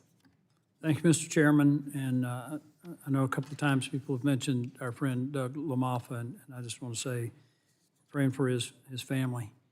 And he was a great friend. Mr. Williams, you know I'm very interested in small modular reactors, and I just want to know where Southern Company is on that. As I understand it, you may have been involved with a private entity in the development of SMRs. Is Southern Company investing in that area? So thank you for the question, Congressman. You know, our focus obviously has been on the completion of Vogtle Units 3 and 4 and getting those units into service for the benefit of our customers. As we look at the landscape of all the technologies that are out there in front of us, obviously we're interested in all of the technologies that are available.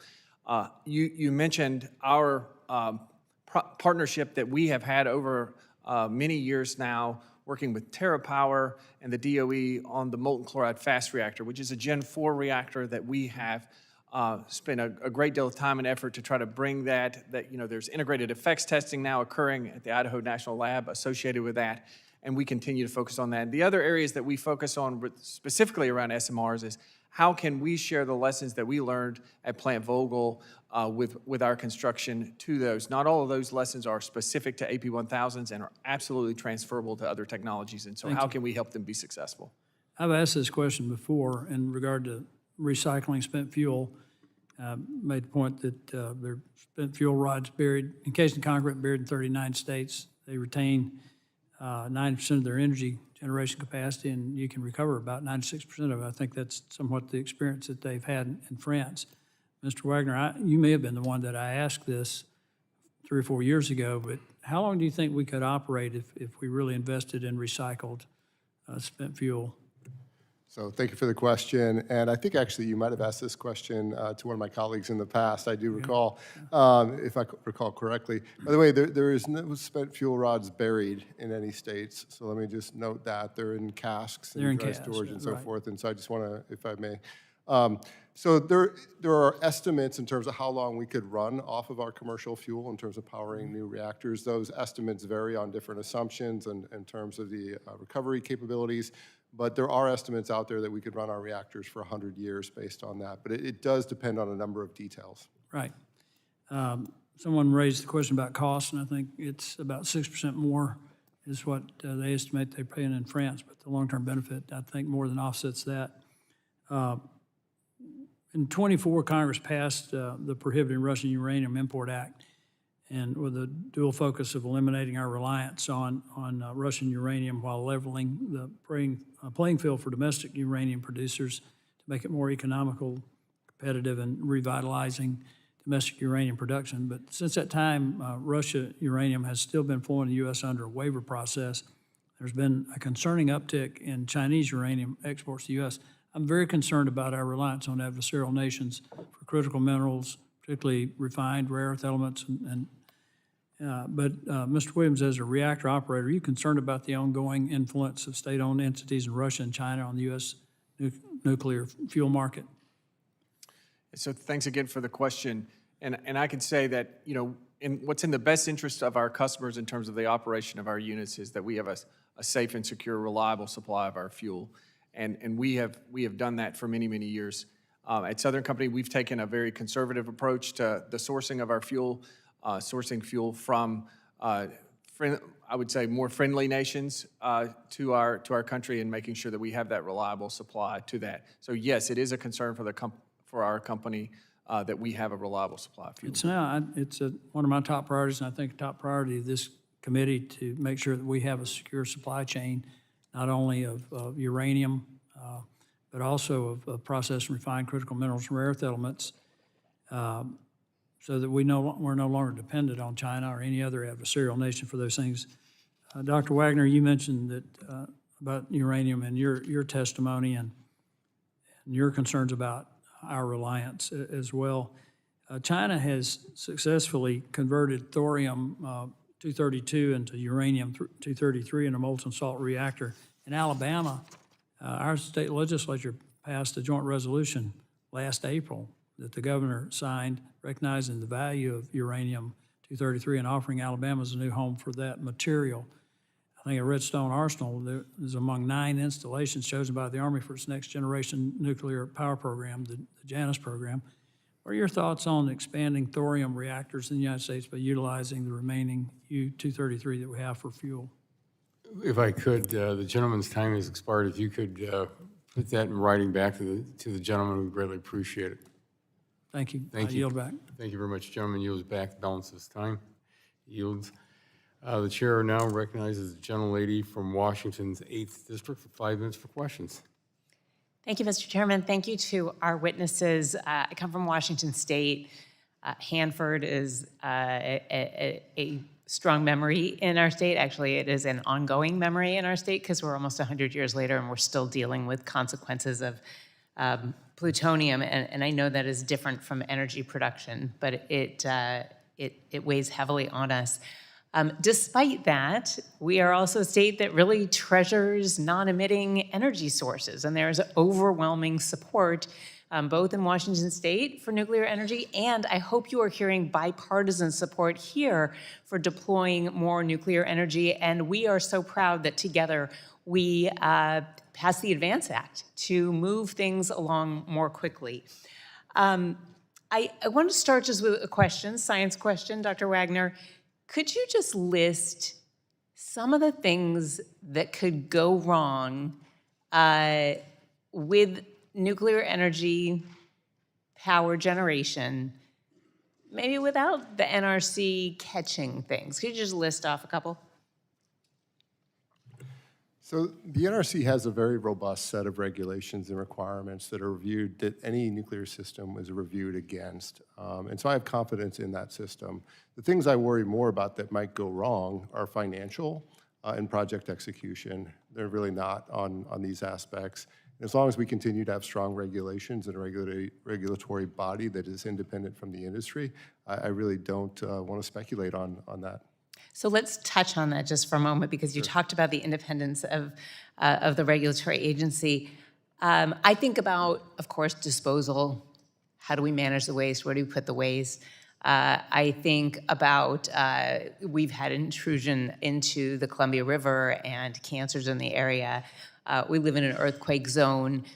What would that do? Where do you put a plant? We saw a tsunami in Japan. We are right at the coast. So I think about these kinds of things as well. And we've talked a lot today about the need for distance between Department of Energy, Department of Defense, and the nuclear regulation, the NRC. And we've seen dismantling by this administration with, basically approval by my colleagues in this committee for a firing of many of the experts there. Many of the other experts are nearing retirement age. So I guess my next question is, I'll go to Ms. Korsnick, but I could also take Ms. Greenwald for this.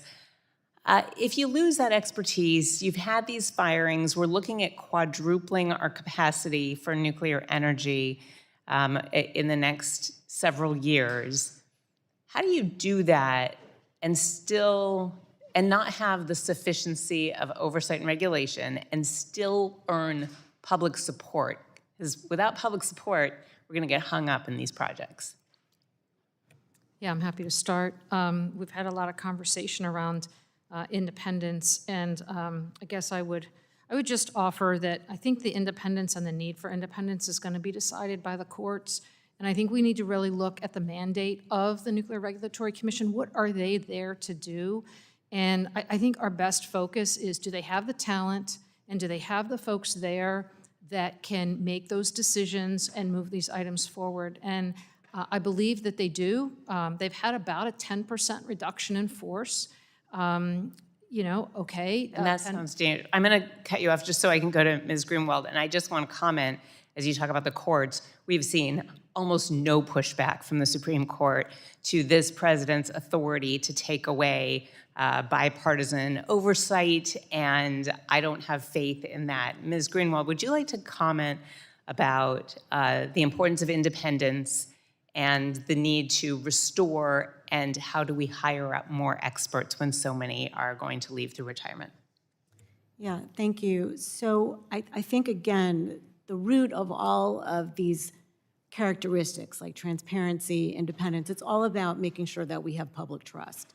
And so the important thing is that we make sure that we maintain that public trust. And independence and transparency is part of that expertise, having enough staff. It's a whole panoply of things that we have to make sure that we look out for.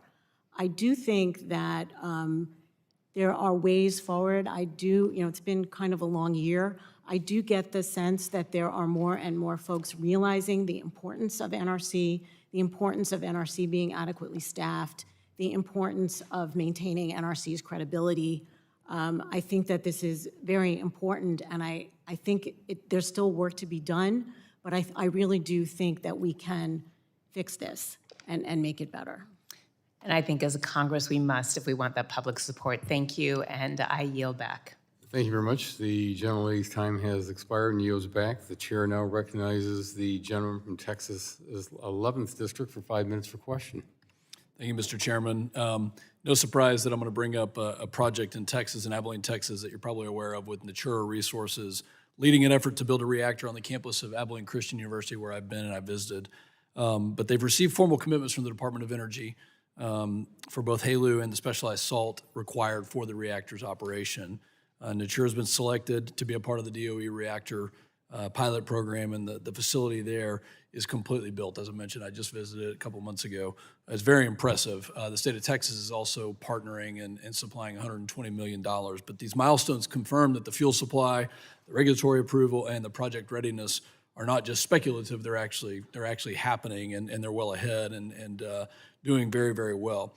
I think the remaining obstacle is the processing and the transportation of the materials, which is inherently a governmental function, and we appreciate the Idaho National Laboratory's help in this. So the reactor will be built this year. Dr. Wagner, how can INL best support this project and the goals of the administration to get the required products, including HALEU, to Abilene in a timely manner to complete the project? So thank you for the question and the partnership there.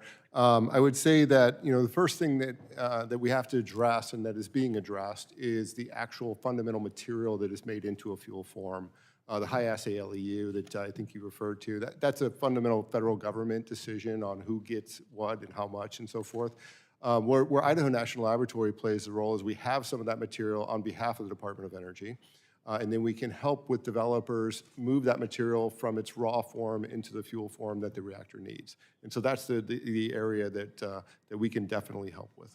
So, and I think the frustration has been that they've got, this is a privately funded, enterprise, that DOE came to this group and said, will you do this? They said, sure.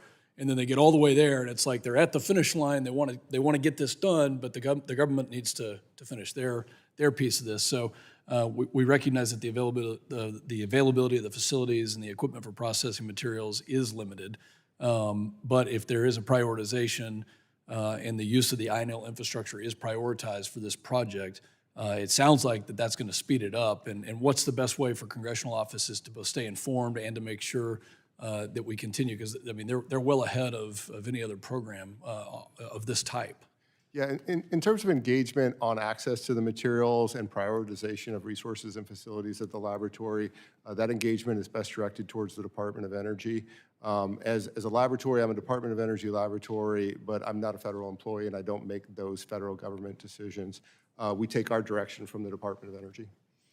I think what we recognize in this hearing is very significant because there's a race, and that race is not just for AI, although that is extremely important, but the race is for an assortment of energy needs, that demand is going to continue to increase at an exponential rate. And that kind of leads me to a question from Mr. Williams, which utilities are seeing unprecedented load growth for data centers, and how much regulatory certainty is needed before you can commit nuclear resources to continue to serve that load at scale. So thank you for that question, Congressman. So we are seeing tremendous load growth, especially in the Southeast, and Southern Company is planning to meet that commitment. We believe that preserving the option for new nuclear generation is important for our customers as we look for that, but we've got to mitigate the risk that are associated with that. We laid those out in our testimony today, and that's our focus. And how do we mitigate those risks? Working with through public-private partnerships, working with the customers, those data center customers, and making sure that we can do that. Because what we want to do is when we bring that data center on, we want to put downward pressure on rates for the rest of our customers. That's the model that we've established in Georgia. That's what we want to continue to do. And so that's what we're focused on. Well, thank you. We have to compete at the speed of commerce, and right now we're competing at the speed of government, which is abysmal. Dr. Wagner, when we think about what's the biggest economic driver of nuclear waste recycling? The biggest economic driver? Yeah. I would say that mining uranium out of the ground is cheaper. Also, that's the economic driver. The other aspect, I think, is that this committee could consider is the Nuclear Waste Policy Act and whether or not there are incentives with respect to recycling. Well, that's kind of that was my follow-up, is what will provide a model of sustainability so we can continue to use and recycle and use the materials that we know are valuable? Well, so there's a number of aspects to that question, but I would say the Nuclear Waste Policy Act did not envision a future of recycling, and it laid out standard contracts with utilities where the Department of Energy would take the material. And so that is the model under the Nuclear Waste Policy Act. If we would like to change that model, then I think we need to go back and revisit that. Hard to have that conversation in 20 seconds, but thank you. Yield back. The gentleman's time has expired and yields back. The chair now recognizes the gentlelady from Texas's 7th District for 5 minutes for questions. Well, thank you, Chairman Latta, and thank you to Ranking Member Castor and to our witnesses for your testimony today. It's been very helpful, and I think it is clear from this discussion that for advanced nuclear to succeed, developers need clear rules, rules of the road, and the freedom to get away from a politicized regulatory process. And that's something I know has been of concern to a lot of us on this committee this year. I'm really glad that our committee came together in the last Congress to pass the Bipartisan Advance Act, which many of you have mentioned in your testimony today. And that will really, I think, spur the nuclear renaissance that we are witnessing across the country and certainly in my home state of Texas. But in the wake of this, I think, really solid bipartisan success, what we have seen is this year, President Trump has orchestrated another partisan attack on a key government agency, and that's the Nuclear Regulatory Commission. Over the course of the last year, President Trump illegally fired a commissioner, installed DOJ cronies to bypass career civil servants, and has taken several actions to erode the NRC's independence. And ultimately, and unfortunately, this just isn't the first time that President Trump has attempted to take away agency independence, and it's likely not going to be the last. And so every member in this room, every member of the Congress, and every witness in the room knows that keeping regulators like NRC and FERC independent is really crucial to the stability and the safety of the power sector. And so I just urge my colleagues on this committee not to turn a blind eye to these attacks on the ability to keep our constituents safe, to provide the regulatory environment for nuclear development really to flourish. And in Texas, we are seeing that. We just heard a little bit from my friend from the other side of the state, Mr. Pfluger, talking about a tremendous amount of interest in developing innovative advanced reactors, advances in next generation nuclear technologies, including SMRs, in recent years offer huge potential advancements. And I do think, I like to say in this committee a lot, I really think Texas is leading the way in all sectors. And it's also true in nuclear that we're doing so many things in my part of the state. We're excited about X-Energy's partnership with Dow, which will be the first grid-scale advanced reactor at a site along the Texas Gulf Coast.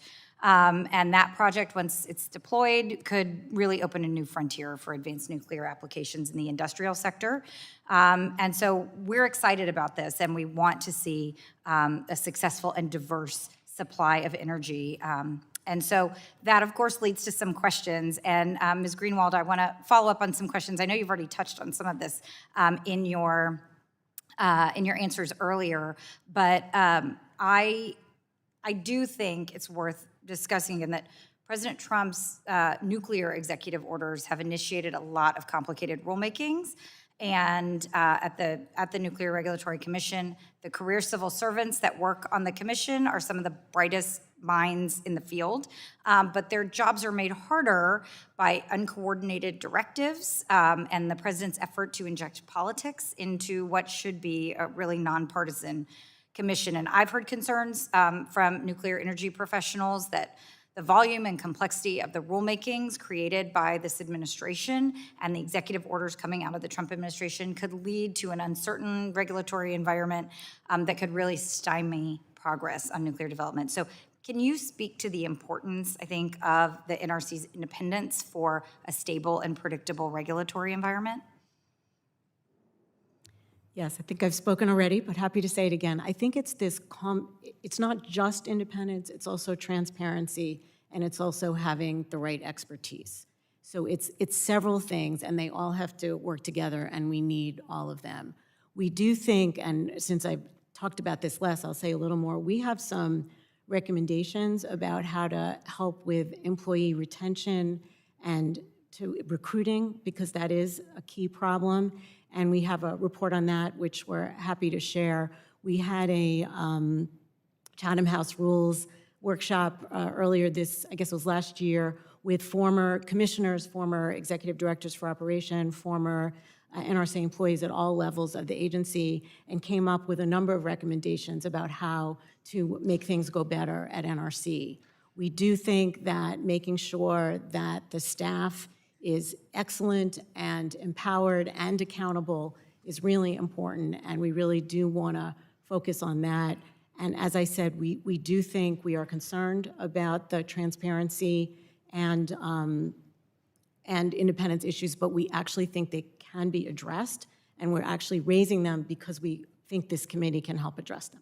That's great. Well, I have gone over my time. I have a few more questions for you, so I'm going to submit them in writing on some really down in the weeds, but I think it is hugely important. I'm grateful for your work. I'm grateful for all of your testimony, and I'm grateful for the few extra seconds you gave me, Chairman Letta, and I'll yield back.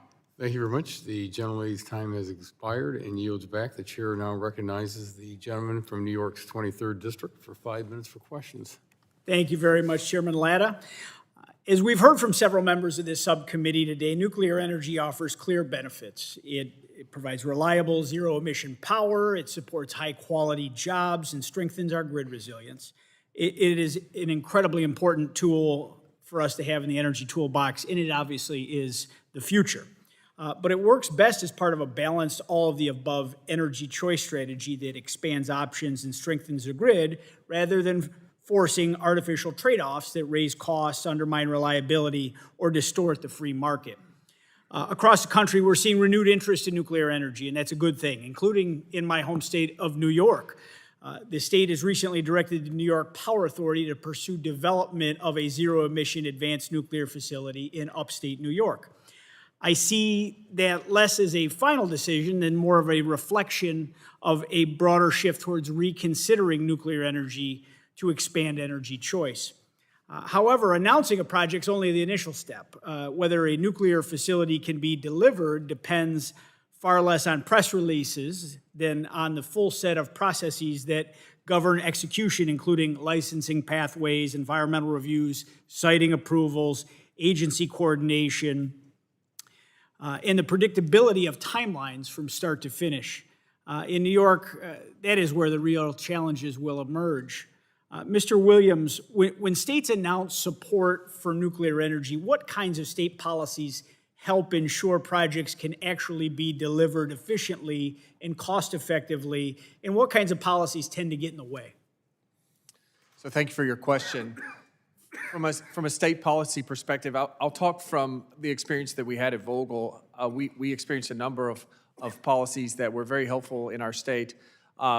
One policy that was very helpful was construction work in progress that allowed us to save our customers money by ultimately having them, they were paying the interest of the loan and the cost during the construction of the project. That's a very kind of important aspect of state policy, and it was saved our customers hundreds of millions of dollars in the long term. We're also seeing states that are assisting with funds, grant funds for development that are helping kind of move things along quicker while utilities get more certainty around the risk mitigations that will be necessary ultimately before utilities move forward. Those are the types of policies that we think would be helpful. Very good. In many states like New York, the permitting and the environmental review systems in place today were designed during a very, very different era. One where the focus was often on slowing and constraining major infrastructure projects rather than delivering them efficiently. Even when there is clear predictability of timelines from start to finish, we have this new interest in nuclear, and those processes can involve overlapping agency reviews in open-ended timelines and litigation risk. Ms. Korsnick, how important is it for state environmental review, siting, and permitting process to be aligned if advanced nuclear projects are going to move forward, and does uncertainty in those processes ever become a deciding factor? Well, thanks for the question. Yeah, I think it's very important, and it's the front end of the process, right, in terms of ensuring that your process and your project gets off on a good, clean start. And so getting that permitting and getting those environmental reviews done and done expeditiously, I think is very important. You know, nuclear is a major project. So if you can imagine sort of any major thing that you're trying to build, if you have inefficiencies and you have things that take much too long, they're dragging down other investments that you've made. It's a highly capital intensive process. So you're paying interest on some of those things. So the longer it takes, the more expensive it is. Thank you very much. Now, Mr. Williams, from an investment standpoint, how do long and uncertain state permitting timelines affect decisions to move forward with advanced nuclear projects, even when the technology and the site are sound? Well, so thanks again for the question, and I'll reiterate something that Ms. Korsnick just said. Once you begin construction and you have workers on the ground, the capital cost that you're expending is significant. So anything that can be done to make sure that permitting is efficient, that nothing can hold up that construction is absolutely critical for you to move forward and to be able to deliver the project as affordably on schedule as possible. Very good, thank you. As New York expresses renewed interest in nuclear energy, understanding how state-level processes affect execution will be critical. I really thank you very much, and I yield back the balance of my time. Thank you very much. The gentleman yields back, and the chair now recognizes the gentleman from Texas's 33rd District for 5 minutes for questions. Mr. Chairman, thank you very much. I think that we all know that nuclear's biggest strength is its steady and dispatchable power, and that's very important in Texas as we continue to experience record growth and extreme weather, and also that what comes along with that obviously is demanding electricity demands. And so I'm very happy that Congress that we're working to pass the Advance Act and provide $2.7 billion in investment in domestic and uranium enrichment. I think that's hugely important. I was very proud to vote in favor of both of those efforts, and I want to continue to work to unleash American nuclear energy with the inclusion of the International Nuclear Energy Act in this year's NDAA. That bill is very critical for reclaiming American leadership in the global market and ensuring that U.S. safety standards set the global bar. But for all the talk around energy dominance, lasting dominance is only possible with public and international confidence, and I want to be clear about that. Dominance is not just about what we build here. It's about setting the global safety and security standards that our adversaries, like China and Russia, are also currently ignoring. The Trump administration's attacks on the NRC's independence threaten the very gold standard of safety that makes our technology the most desirable in the world. And so safety isn't a bottleneck to be bypassed. It is the product of what we are selling around the world, and I want to be clear about that. We do not want to erode NRC's independence and lose our competitive edge. And so I wanted to ask Judi Greenwald. I've co-sponsored Representative Griffith's efficient nuclear licensing hearing bill. This removes the requirement for the NRC to hold a public hearing at the end of the licensing process if the license is not contested by an affected party. And that makes sense, and it is supported by a wide range of stakeholders. But if we allow the administration to start cutting corners of silencing safety commissioners, then what does that do for public trust? I think that hurts nuclear. Can we achieve energy dominance if the public or our international partners no longer believe the regulator is independent? Thank you for the question, and thanks for your leadership on this legislation. We are very supportive of eliminating mandatory hearings. That's an example where mandatory hearings where there's no issue, because if there's no issue, it doesn't make sense to have a mandatory hearing. We think there are a set of issues around this. The Advance Act addressed many of them. There are more to be addressed. So we think you can improve efficiency at the same time as you can actually maintain safety and transparency and public trust and independence. So we think you have to do both. I think it's very important that we do both, and we think that it's possible. And we certainly see the elimination of the mandatory hearing requirement when there's no issue. It just, we don't want the NRC to be spending time on issues that aren't safety significant. And so I think this is sort of our approach to energy, to NRC efficiency, is to eliminate processes that aren't helpful, but to maintain the ones that are. So I think that we can do both, and we're ready and willing and able to work with people to make sure that we get that outcome. Yeah. Well, thank you very much. Ms. Korsnick, you've called for predictable licensing. If the NRC is treated like a political arm of the White House, where rules can change every election, how does that affect the long-term investment decisions of your member companies? Do political interference make nuclear projects less or more attractive to Wall Street? I think predictability is key, not only for investors, but for people that operate and build these assets. I think that's very important. I will stress that there will be a lot of regulations that are coming out, especially starting this year. and there are comment periods available. So we do expect that there will be public engagement as these regulations roll out before they are finalized. I think that's also a very important part of the process, which is one of the ways that will maintain that public confidence. Yeah, thank you very much. Mr. Chairman, are you back? Thank you. The gentleman yields back the balance of his time. The chair now recognizes the gentleman from Colorado's 8th District for 5 minutes for questions. Thank you, Mr. Chairman, to our ranking member as well, and of course to our witnesses for taking the time to come today.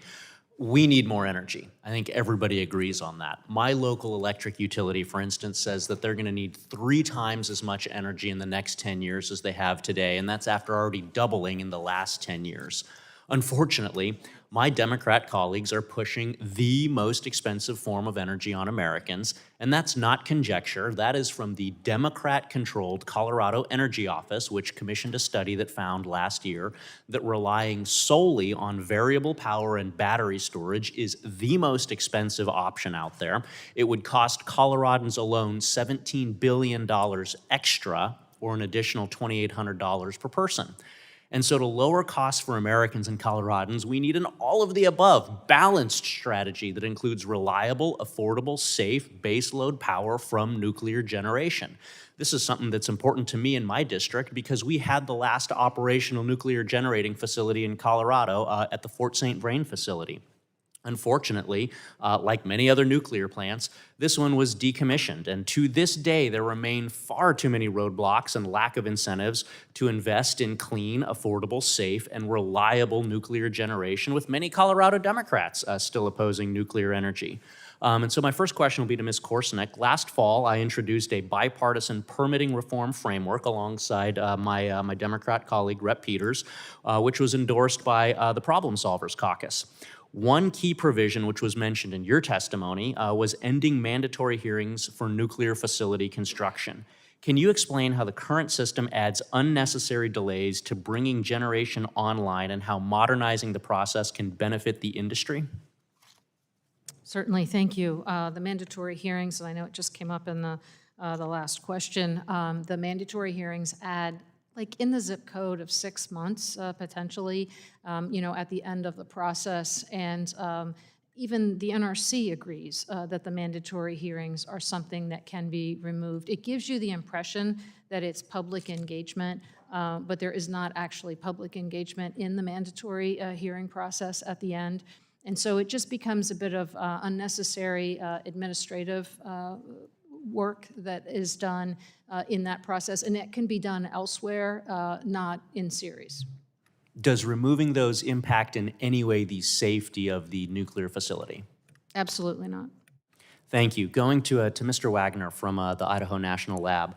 I know we've been talking mostly about fission today, but I wanted to discuss fusion as well as we look to the next decade and to President Trump and Secretary Wright's roadmap to a commercial fusion plant within a decade.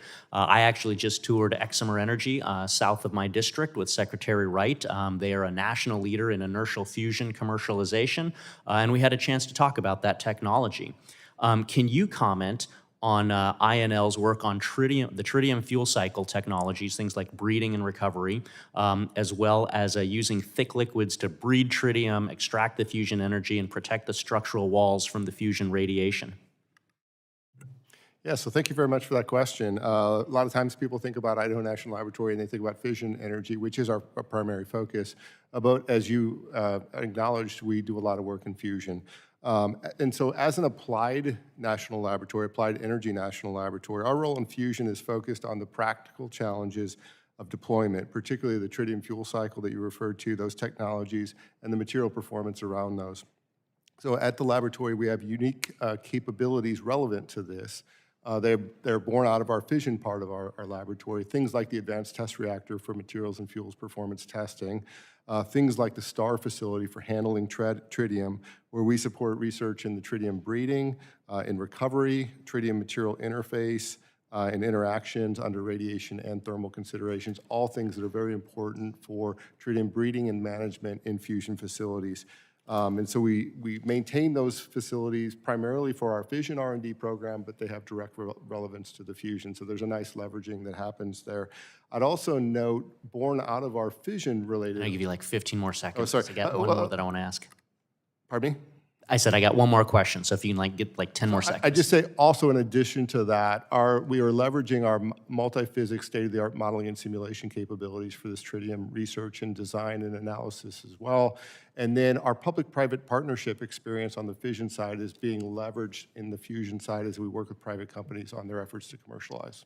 Awesome. My final 25 seconds, Mr. William, Ms. Korsnick, we get a lot of uranium in Colorado. Can you talk about what would happen if we have the continued imports of Chinese nuclear fuel to the U.S. supply system? In about I'll 12 jump in. seconds. I'll jump in real quick. We absolutely want to mine uranium here in the United States, and we have the capability to do that. We also have to be thoughtful that uranium is a global business, and it's important that we stay involved in the global sector. And so I think it's just important that we look at having a diversified fuel supply. Mine more of it. Got it. Thanks. Yield back. Thank you very much. The gentleman yields back, and the chair now recognizes the gentleman from Massachusetts, 4th District, for 5 minutes for questions. Thank you, Chair. To start with, responding to my colleague from Colorado with just the continued misinformed attack on variable energy, in particular offshore wind, for the 15,000th time. Nobody is talking about exclusively relying on variable energy and battery storage. In fact, I think Massachusetts should lift its moratorium on nuclear production and build more nuclear power plants for higher baseload power. What we are asking for is for the ability for investors and states to make their own decisions about the appropriate portfolio of energy sources. In Massachusetts, we have a tremendous amount of offshore wind, and it made a lot of sense. We could have powered 200,000 homes with our offshore wind, which actually it blows so hard off the coast of Massachusetts that it matches the baseload reliability of other sources of energy like natural gas. And we could have traded with Hydro-Quebec for off-peak hours. It made all the sense in the world, but the administration's arbitrary and capricious practices have made it harder to invest in that energy source and other energy sources where investors have to put capital at risk for the long term. So I don't want the lectures anymore from the GOP on all of the above energy strategy when they are silent about this administration canceling long-term investments in the types of energy generation that we need, because it's going to make it harder for us to do nuclear, which we all agree about. So now on to nuclear. I want to focus particularly on Alara. Dr. Wagner, last year, you and your colleagues at Idaho National Labs published a report, which I'd like to enter into the record, proposing that we should maintain an annual occupational whole body dose limit of 5,000 millirems per year and eliminate all, quote, as low as reasonably achievable requirements and subsequent limits below this threshold. I think this is one of the critical issues for this whole industry. I think we got to get this right. Advance 1.0 left this one on the table. I think we got to get it right in Advance 2.0. You noted that this change could potentially reduce radiation protection costs by millions and correct misconceptions about the risks associated with nuclear tech. Dr. Wagner, give us like the plain English reason for this, please, in the next minute. Yeah, so I'll try to be quick on this. There's a lot that we could talk about. But the reality is that we now have decades of experience and data related to the health effects of radiation, and we now know a lot more than we knew 4 or 5 decades ago. And so the whole theory behind this as low as reasonably achievable posture, it was a prudent posture when you don't have as much information and data as we have today. We now do. And so driving, when the industry is driving and the regulatory bodies are driving dose rates to zero, far below what we experience from natural background radiation, there's no health benefits to be had from that. And so that's fundamentally what's at issue. And just really like make that really visceral for us. So the 5,000 millirems that you're arguing for, like what kind of exposure is that for a typical person? Is that like an airline flight? Is that, comes from fruit? I know fruit has radioactive exposure. Yes, so let me first say 5,000 millirems is for occupational workers, which are tracked very closely in terms of what their exposures are. We cannot find any statistically significant negative health effects in the data from low dose rate radiation exposure of twice that. And so 5,000 is the current limit, by the way. And so what we're saying is, since we don't see any health effects there, why are we driving to dose rates well below there? Right. So that's where the Alara concept comes in. And your argument is that when you drive to to Alara below that 5,000, the marginal cost versus there's no marginal benefit, you're saying, because there's no health benefit whatsoever. Correct. And the marginal cost is exorbitant. Is that fair to say? It increases significantly as you drive down towards zero, absolutely. Right, for no public health gain. Ms. Korsnick, if we got this right in an advanced 2.0, what would that do for the nuclear innovation? I think the real key is where are you applying Alara? So if you've already built a plant and you're talking about using Alara for ensuring that you're operating and ensuring For new construction. those things, yeah, I would say there's, minimal benefit. But for new construction, if you apply Alara in the design phase, it goes like this. I could build that wall 2 feet thick. Well, but I'd have more shielding if it was 3 feet. Well, I'd have more shielding if it was 4 feet. Well, I'd have more shielding if it was 5 feet. So you can see quickly how you can over-design things. As he said, you're chasing a number that's sort of not real. And the more concrete and steel that you put in a plant, the higher the cost. So it's really a very basic, Alara can work in certain phases, like an operational phase. Alara in the design phase is challenging, and we think it should be removed. If we built airplanes with Alara for radiation exposure, nothing would ever fly. Is that fair to say? That's fair. I yield back. Thank you. The gentleman yields back the balance of his time. The chair now recognizes the gentleman from South Carolina's 7th District for 5 minutes for questions. Thank you, Mr. Chairman. South Carolina has long been at the epicenter of America's nuclear enterprise. It's not just part of our energy mix. It's the backbone of our grid, our workforce. We are heavily reliant on nuclear. We're the home of 4 nuclear plants, 7 operating reactors, and a very deeply experienced nuclear workforce. Last month, I had the opportunity to speak to the South Carolina Nuclear Summit at the University of South Carolina, which was hosted in partnership with Palmetto Nuclear Coalition. What was striking about the discussion that I thought was that there was a unified message, that South Carolina was not just debating on whether nuclear was going to be part of our future. We were actively building the next chapter in nuclear deployment. The leadership is now being matched, or that leadership is now being matched with actual action. In recent weeks, Santee Cooper, which is a state-owned utility, approved a memorandum of understanding with Brookfield Asset Management to advance a disciplined, private capital-led feasibility process to complete 2 partially done AP1000 units at the VC Summer site. Independent analysis shows that that would power 1.5 million homes. It's huge. At the same time, electricity demand is surging. Growth, manufacturing, AI, data centers, all part of it. And so nuclear energy is no longer just optional. It's essential to our grid. Congress obviously acted recently through the ADVANCE Act. States like South Carolina are ready to move. The Trump administration is ready to move. You're ready to move. I think we all agree we need more of it in this country. Ms. Korsnick, Congress passed the ADVANCE Act to ensure that nuclear licensing is efficient and is much more streamlined. From an industry perspective, where is the NRC making real progress in implementing the ADVANCE Act? And where are you still seeing friction that could slow large-scale projects like VC Summer in South Carolina? Yeah, thank you. And thank you again for the work on the ADVANCE Act to the whole subcommittee. I think it's been incredibly helpful. I think we've seen real tangible progress. I mean, just listen to some recent announcements on, say, subsequent license renewal or some of these construction permits, et cetera. In fact, both X-Energy and TerraPower are expecting construction permits this year. And that would be literally, in record time as compared to what we would have had years ago. And so I think those are a direct relation to the attention on the ADVANCE Act and complying with that. I think the challenge, as we've mentioned before, is we haven't built a lot in the United States, and so it's been a while, right? Even if you're finishing the partially built units there at VC Summer, I think it is very important that from a nuclear oversight perspective, that roles and responsibilities are very clear from a construction perspective. They just haven't played that role as much. I think what the work is that they did on Vogtle was great, but I would say it was kind of their first real experience in decades on managing, construction. So I think that's something that still needs to have some attention paid to it. Thank you for that. Mr. Williams, utilities across the country are currently responsible for storing nuclear fuel on site, often for decades longer than maybe originally intended. From a utility and operator perspective, how do you view advanced recycling in this role, and fuel management technology as part of a long-term solution on clearing existing fuel inventories? Sure. So thank you for that question, Congressman.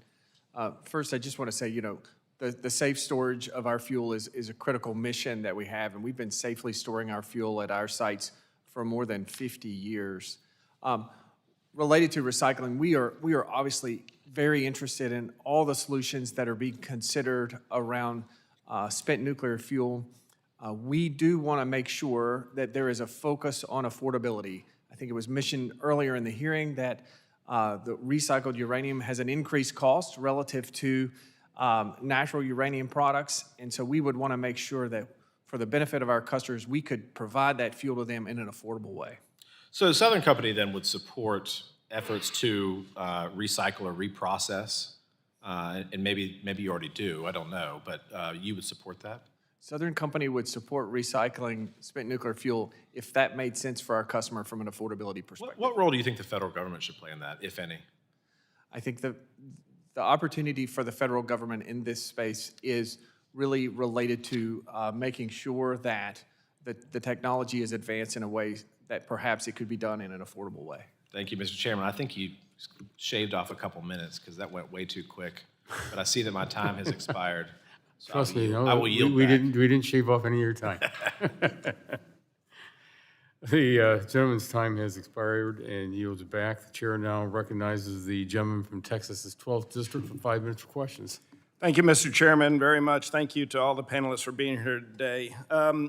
This question goes to Dr. Wagner and Ms. Korsnick. In a November 2024 report, the State Commission, the state of Texas, Texas Advanced Nuclear Reactor Working Group noted that the Nuclear Regulatory Commission may face an overwhelming surge of advanced nuclear reactor siting applications by the end of the decade. The Texas Working Group recommends Congress consider delegating early site permitting authority for advanced nuclear reactors to states like Texas, allowing Texas to control its own siting processes and timelines. From each of your perspectives, do you think the potential delegation of early site permitting authority for advanced nuclear reactors could benefit the nuclear industry and reduce timelines for projects serving our data centers and manufacturing growth? And we'll let Ms. Korsnick answer first. Yeah, I'm happy to frame it out. First, I mean, we're happy to continue and engage on this conversation, but honestly, having it done in one way, I think is actually more beneficial to the industry, where we can put pressure on the agency to get more efficient at doing it, but we're all doing it the same way. The one challenge we have if we delegate this to the states is we could have 50 ways of getting this done, and it's harder to make the process efficient if there's 50 ways to do it. So on one hand, I know states like it for the control. On the other hand, I think we have to look at this in terms of this is how we're going to learn to get better. In the same way that you want a common design, we should have a common design on the environmental and the early site permitting.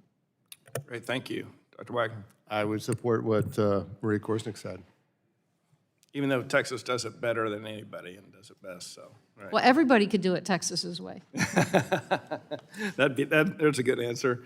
Ms. Korsnick, the University of Texas has partnered with NEI and many other industry, education, and governmental organizations to publish a report on the nuclear workforce developments needed in Texas. This is an example of national and state level coordination on a critical need for a resurging nuclear industry. Can industry solve this shortage without expanding university nuclear programs? No, I don't believe so. I think we do need to expand these programs because there's going to be so much more nuclear in our future. We need more talent.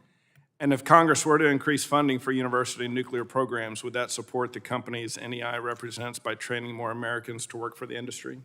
Absolutely. Thank you. Dr. Wagner, the state of Texas funded an $18 million research program at the University of Texas to develop digital twins for advanced reactors. That program has already improved reactor operations at the nuclear reactors on the University of Texas campus. Researchers at UT have collaborated with Idaho National Lab staff to benefit from computational work led by the national labs and share results from the digital twin programs at UT Austin to support the DOE's artificial intelligence for nuclear programs. Does INL's mission depend on a strong university nuclear program pipeline? Yes, it does. And if Congress were to increase funding for university nuclear programs, would that support the critical energy and national security mandate the national labs are tasked with? Yes, it would. And how will INL help transfer technology developed at universities to industries such as these digital twins for nuclear reactors? In a number of ways, through our direct partnerships with those private companies, which I've talked extensively about in the written testimony, but also through the development of the people that work with us from the universities that may actually not come to the laboratory, but actually go to those commercial companies. All right, thank you very much. Thank you, Mr. Chairman. I yield the balance of my time. Thank you. The gentleman yields back the balance of his time. The chair now recognizes the gentlelady from North Dakota, the at-large representative, for 5 minutes for questions. Thank you, Mr. Chairman. Thank you all for sharing your time and your expertise with us today. Really important hearing, and I was pleased to be able to be part of it. A couple questions for you, starting with you, Ms. Korsnick.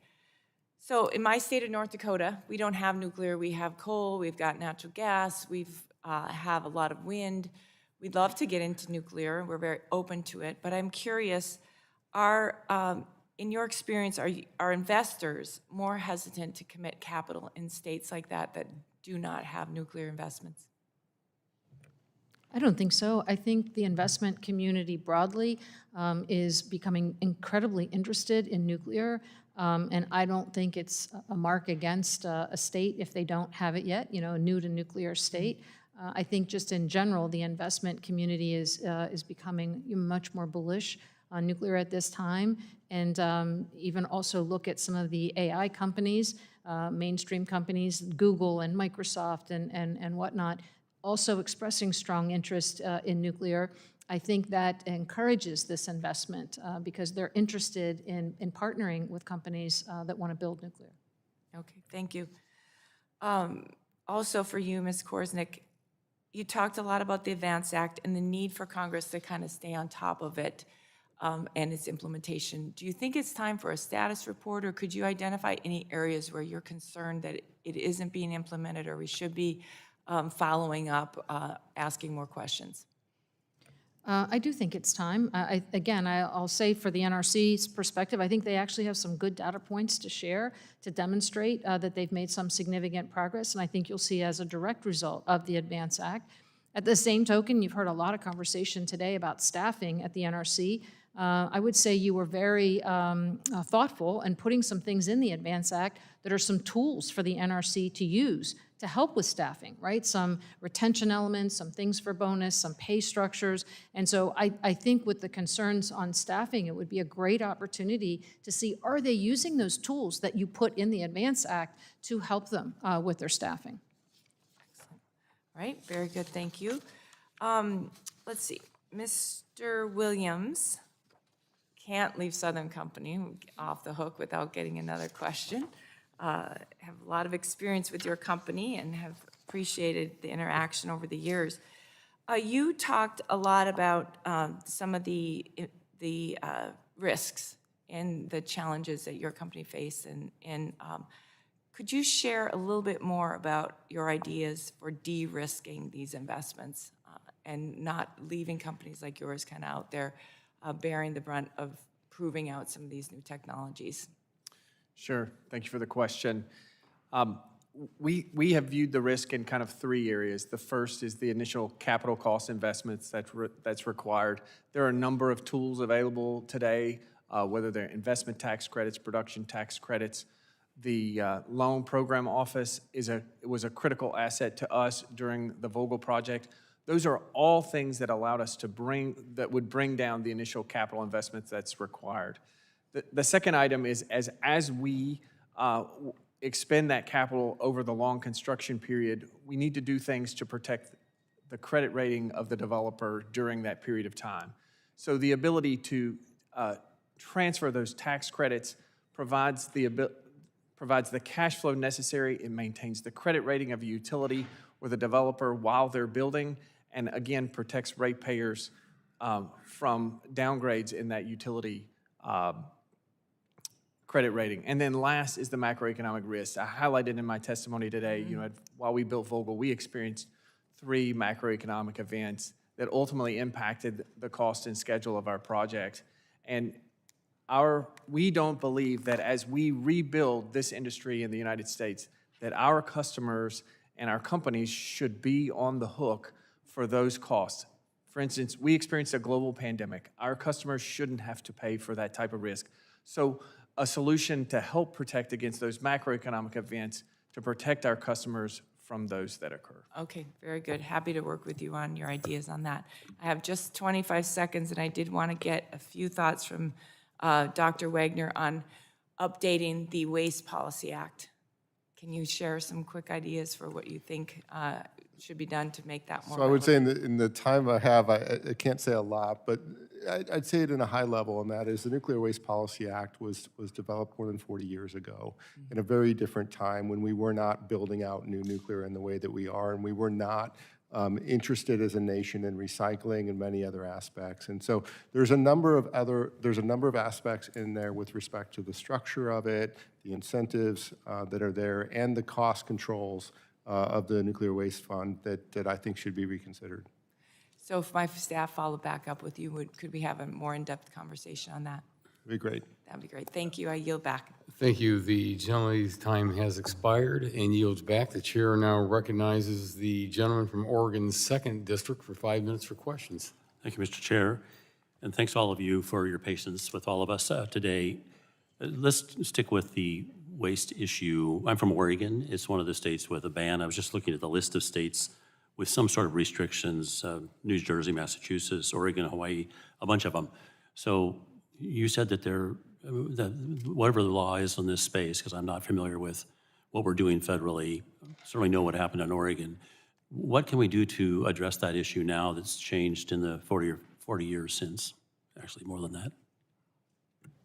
So, first of all, you come from the state, as you know well, and I should start with thank you for the question. But the Trojan reactor was prematurely shut down and decommissioned, and so you're probably familiar with that site, that there is nothing left there except for the spent fuel casks that house the spent fuel safely and securely. And what I would imagine that the people in that region would like to do is have that material removed from that site so the site could be used for other purposes. The structures that we've had in the politics around our long-term solution have not resolved that issue. And so I think that's a great example of what needs to be resolved, whether that's an interim storage facility that's enabled and how those aspects are dealt with is all wrapped up into the Nuclear Waste Policy Act. Right now, how many different places do we have nuclear waste stored across the United States? I don't remember that number. I might defer to Ms. Korsnick on that. Yeah, 50-some locations, because the government has never picked up the used fuel. It's stored at every nuclear site that we have, and you've had to build additional structures. When I was the site VP at the Gannett plant in New York, we had to build the first interim storage for that plant in order to house it. What cost do you think that adds to your megawatt hour, the storage of this stuff? Or maybe the better way to put it is the future storage, because it's a long time. Yeah, actually, it's costing the taxpayers because we have sued the federal government because we had to have this incurred cost, and so now they are having to pay for this at each of these individual sites. I went up and visited the Hanford site and saw the vitrification exercise going on there and the steps they're taking. Is that something that's happening at each one of these plants? So the Hanford site has waste from the federal government, and so that's a different style of waste. The waste at each of the operating nuclear plants is solid fuel in solid casks, So very safely stored. recycling's the most likely, but I want to go to Sure. China for a second. Sure, So I mean, this- recycling is a part of an integrated storage solution, but I would just say it's not going to prevent the need from a deep geologic repository, so it's just a piece. And I agree with what you were just, conversation you were just having, that I think the Nuclear Waste Policy Act needs to be sort of refreshed with a look of what's really needed today. What's France doing? What's France doing? It's got all kinds of nuclear activity. Does France store all this stuff at each site? Well, France is reprocessing, And they are also looking at a deep geologic repository to house what's left, if you will, after reprocessing. It seems like we ought to be working with whoever else is struggling with the same issue. I'll skip over China for a minute and go to Vogtle. For years before I got here, I owned stock in Southern Company, so I got blessed with a report every year showing how much more it was going to cost. And so I'm just curious why you went with nuclear and not gas years ago. I looked at the cost. I think it was $15 billion when it started. It was like 30 or 37 when you guys got done. So it's a successful plant, as I understand it, because I talked to Congressman Carter about it. I'm sorry, I listened to Congressman Carter about it a lot, and he's very supportive. So tell me, why not gas all those years ago, and do you regret the decision? So thanks for your question, and I would say it was the right decision when we made it in 2009. It was the right decision to keep going in 2017. We're thrilled to have 2,200 megawatts of base load energy available for the people of Georgia. You have to go back. It was a very different time when we started building Vogtle. We needed base load generation in our service territory, and natural gas was around $10 per million BTU. So the lowest cost option for our customers at that time was to build Vogtle. Right now, well, who knows? You can't look back, I guess, without knowing you could have done it better. And so, yeah, that's obvious. I'm gonna quickly go back to you to China for just a moment. Are we gonna ever catch up when it comes to nuclear? Seriously, with all of this stuff, the emergency nuclear faces here, China seems to be zooming ahead. Are they much less safe over in China now because of the way they're doing it? Do you love this country? Because I do. And there's no question that we're going to zoom ahead of China. And sadly, I can't respond. I've got to yield back. The Thank you, Mr. Chair. gentleman's time has expired and yields back. The chair now recognizes the gentleman from Pennsylvania's 13th District for 5 minutes for questions. Thank you, Chairman Lotta and Ranking Member Castor, for holding this important hearing, and to our witnesses for this long day and for testifying. American energy dominance is essential to keeping the United States at the cutting edge of the new technological and economic advancements. It is a critical component to ensuring that all Americans, and yes, I am on that list of those who love America, that we have access to reliable, affordable electricity to power our daily lives that increasingly rely on these new technologies. My home state, the wonderful Commonwealth of Pennsylvania, is well suited to meet this increased demand. In addition to our wealth of natural resources like coal and natural gas, Pennsylvania is in the midst of an exciting new developments as we enter another golden age for nuclear energy. This Congress, we have done important work to support the development of new energy projects, including through the establishment of the Energy Dominance Financing Program in the Working Families Tax Cuts Act. This program recalibrates Department of Energy Loan Authority, moving away from Green New Deal priorities and towards establishing American energy dominance. Mr. Williams, in your testimony, you mentioned how support from the DOE Energy Dominance Financing Program can further lower the costs of projects for customers. Would you please discuss further how this DOE initiative helps mitigate the effect of new projects on consumer rates? So thank you for that question. During the Vogtle construction, our Georgia Power, as well as our co-owners, all received loans from the Loan Program Office. This low-cost capital we were able to use to finance the construction of that over the period of time. Ultimately, because we were paying less for that cost of capital, those savings passed through to our customers, and that's how the Loan Program Office can say that hundreds of millions of dollars in savings were provided to our customers through the loans that were provided to us during the construction of Vogtle. Do you think this program will significantly continue to decrease the cost to the consumer? We believe that this program is critical for new nuclear development in the United States to make it more affordable for our customers. Thank you.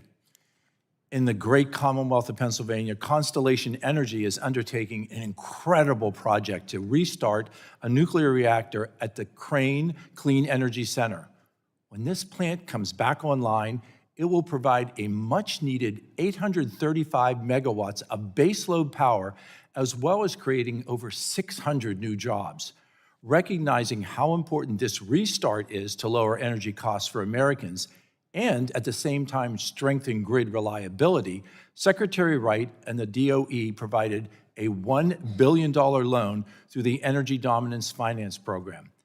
Ms. Korsnick, how else can Congress support the deployment of nuclear energy projects like the Crane Clean Energy Center and restart and see at the same time that we can protect the consumer and protect the taxpayer? Yeah, thank you. And we really look forward to joining you when the Crane Clean Energy Center comes back online.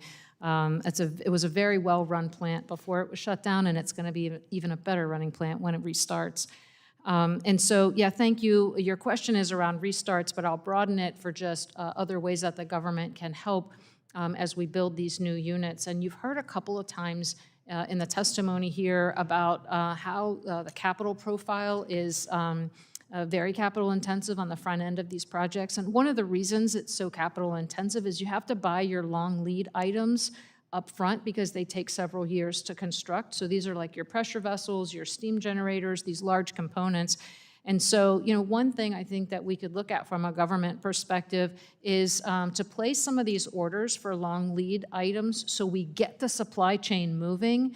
And then as these projects need them, if you will, they could buy them back from the government, and I think that that would be a very strong way of encouraging the supply chain to get moving. Thank you. This Congress, in coordination with President Trump, has the opportunity to support a resurgence in American nuclear energy. This year, I look forward to working with this committee to build on these positive steps that we have already taken to help lower energy costs and improve affordability and accessibility for all of Americans. And again, I will reiterate that we on Energy and Commerce, we do love America. Thank you. The gentleman's time has expired and yields back. The chair now recognizes the gentleman from Georgia's 1st District for 5 minutes for questions. Thank you, Mr. Chairman, and thank all of y'all for being here. I think I'm the last one, so you're almost home, almost finished. Ladies and gentlemen, as you heard, I'm from the state of Georgia. We're very proud of the fact that we have built the first 2 nuclear reactors in the last 30 years at Plant Vogtle, the largest clean energy plant in the country. We're very, very proud of that. In fact, I will tell you that in the state of Georgia right now, nuclear energy is providing about 30% of our energy needs in the state right now.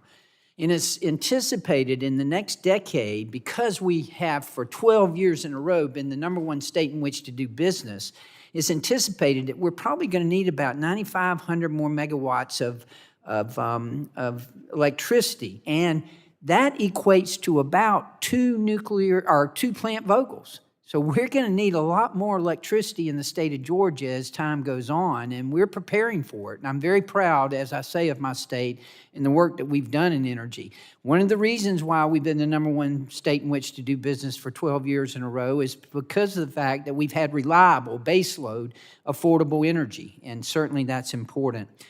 Mr. Williams, I want to ask you, can you elaborate more about what was learned from building Vogtle Units 3 and 4, and did that project help pave the way for future AP1000 reactors? Thank you, Congressman, and appreciate your kind words about Plant Vogtle. Vogtle was tremendous in terms of jump-starting this nuclear period that we're in right now. As we talked earlier, from Vogtle Units 3 to 4, we experienced a 20% reduction in cost. We tested and commissioned Unit 4 in half the time, and that was based on the application of lessons learned that we had. You know, one of the most important lessons that we learned at Vogtle was you don't start construction until the design is complete, that you make sure that everything is ready to go before you bring the workforce on site to begin putting it together. And that was a critical learning for us. We also learned things about the new licensing process that Vogtle was the first to use with Part 52. All of these learnings can be passed on to the next AP1000, which we think would experience similar cost reductions that we experienced from 3 to 4, but also these learnings apply to other technologies as well as they look to build their technologies. I want to elaborate on two things that you talked about, and that was, number one, the savings between 3 and 4.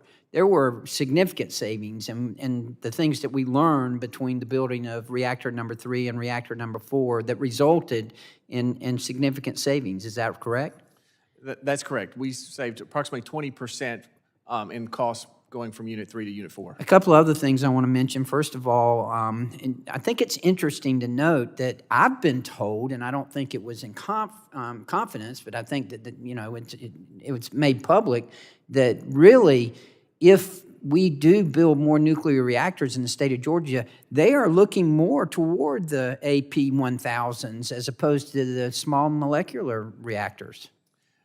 We believe in the design once, build many approach to nuclear construction. We are currently operating 2 AP1000s.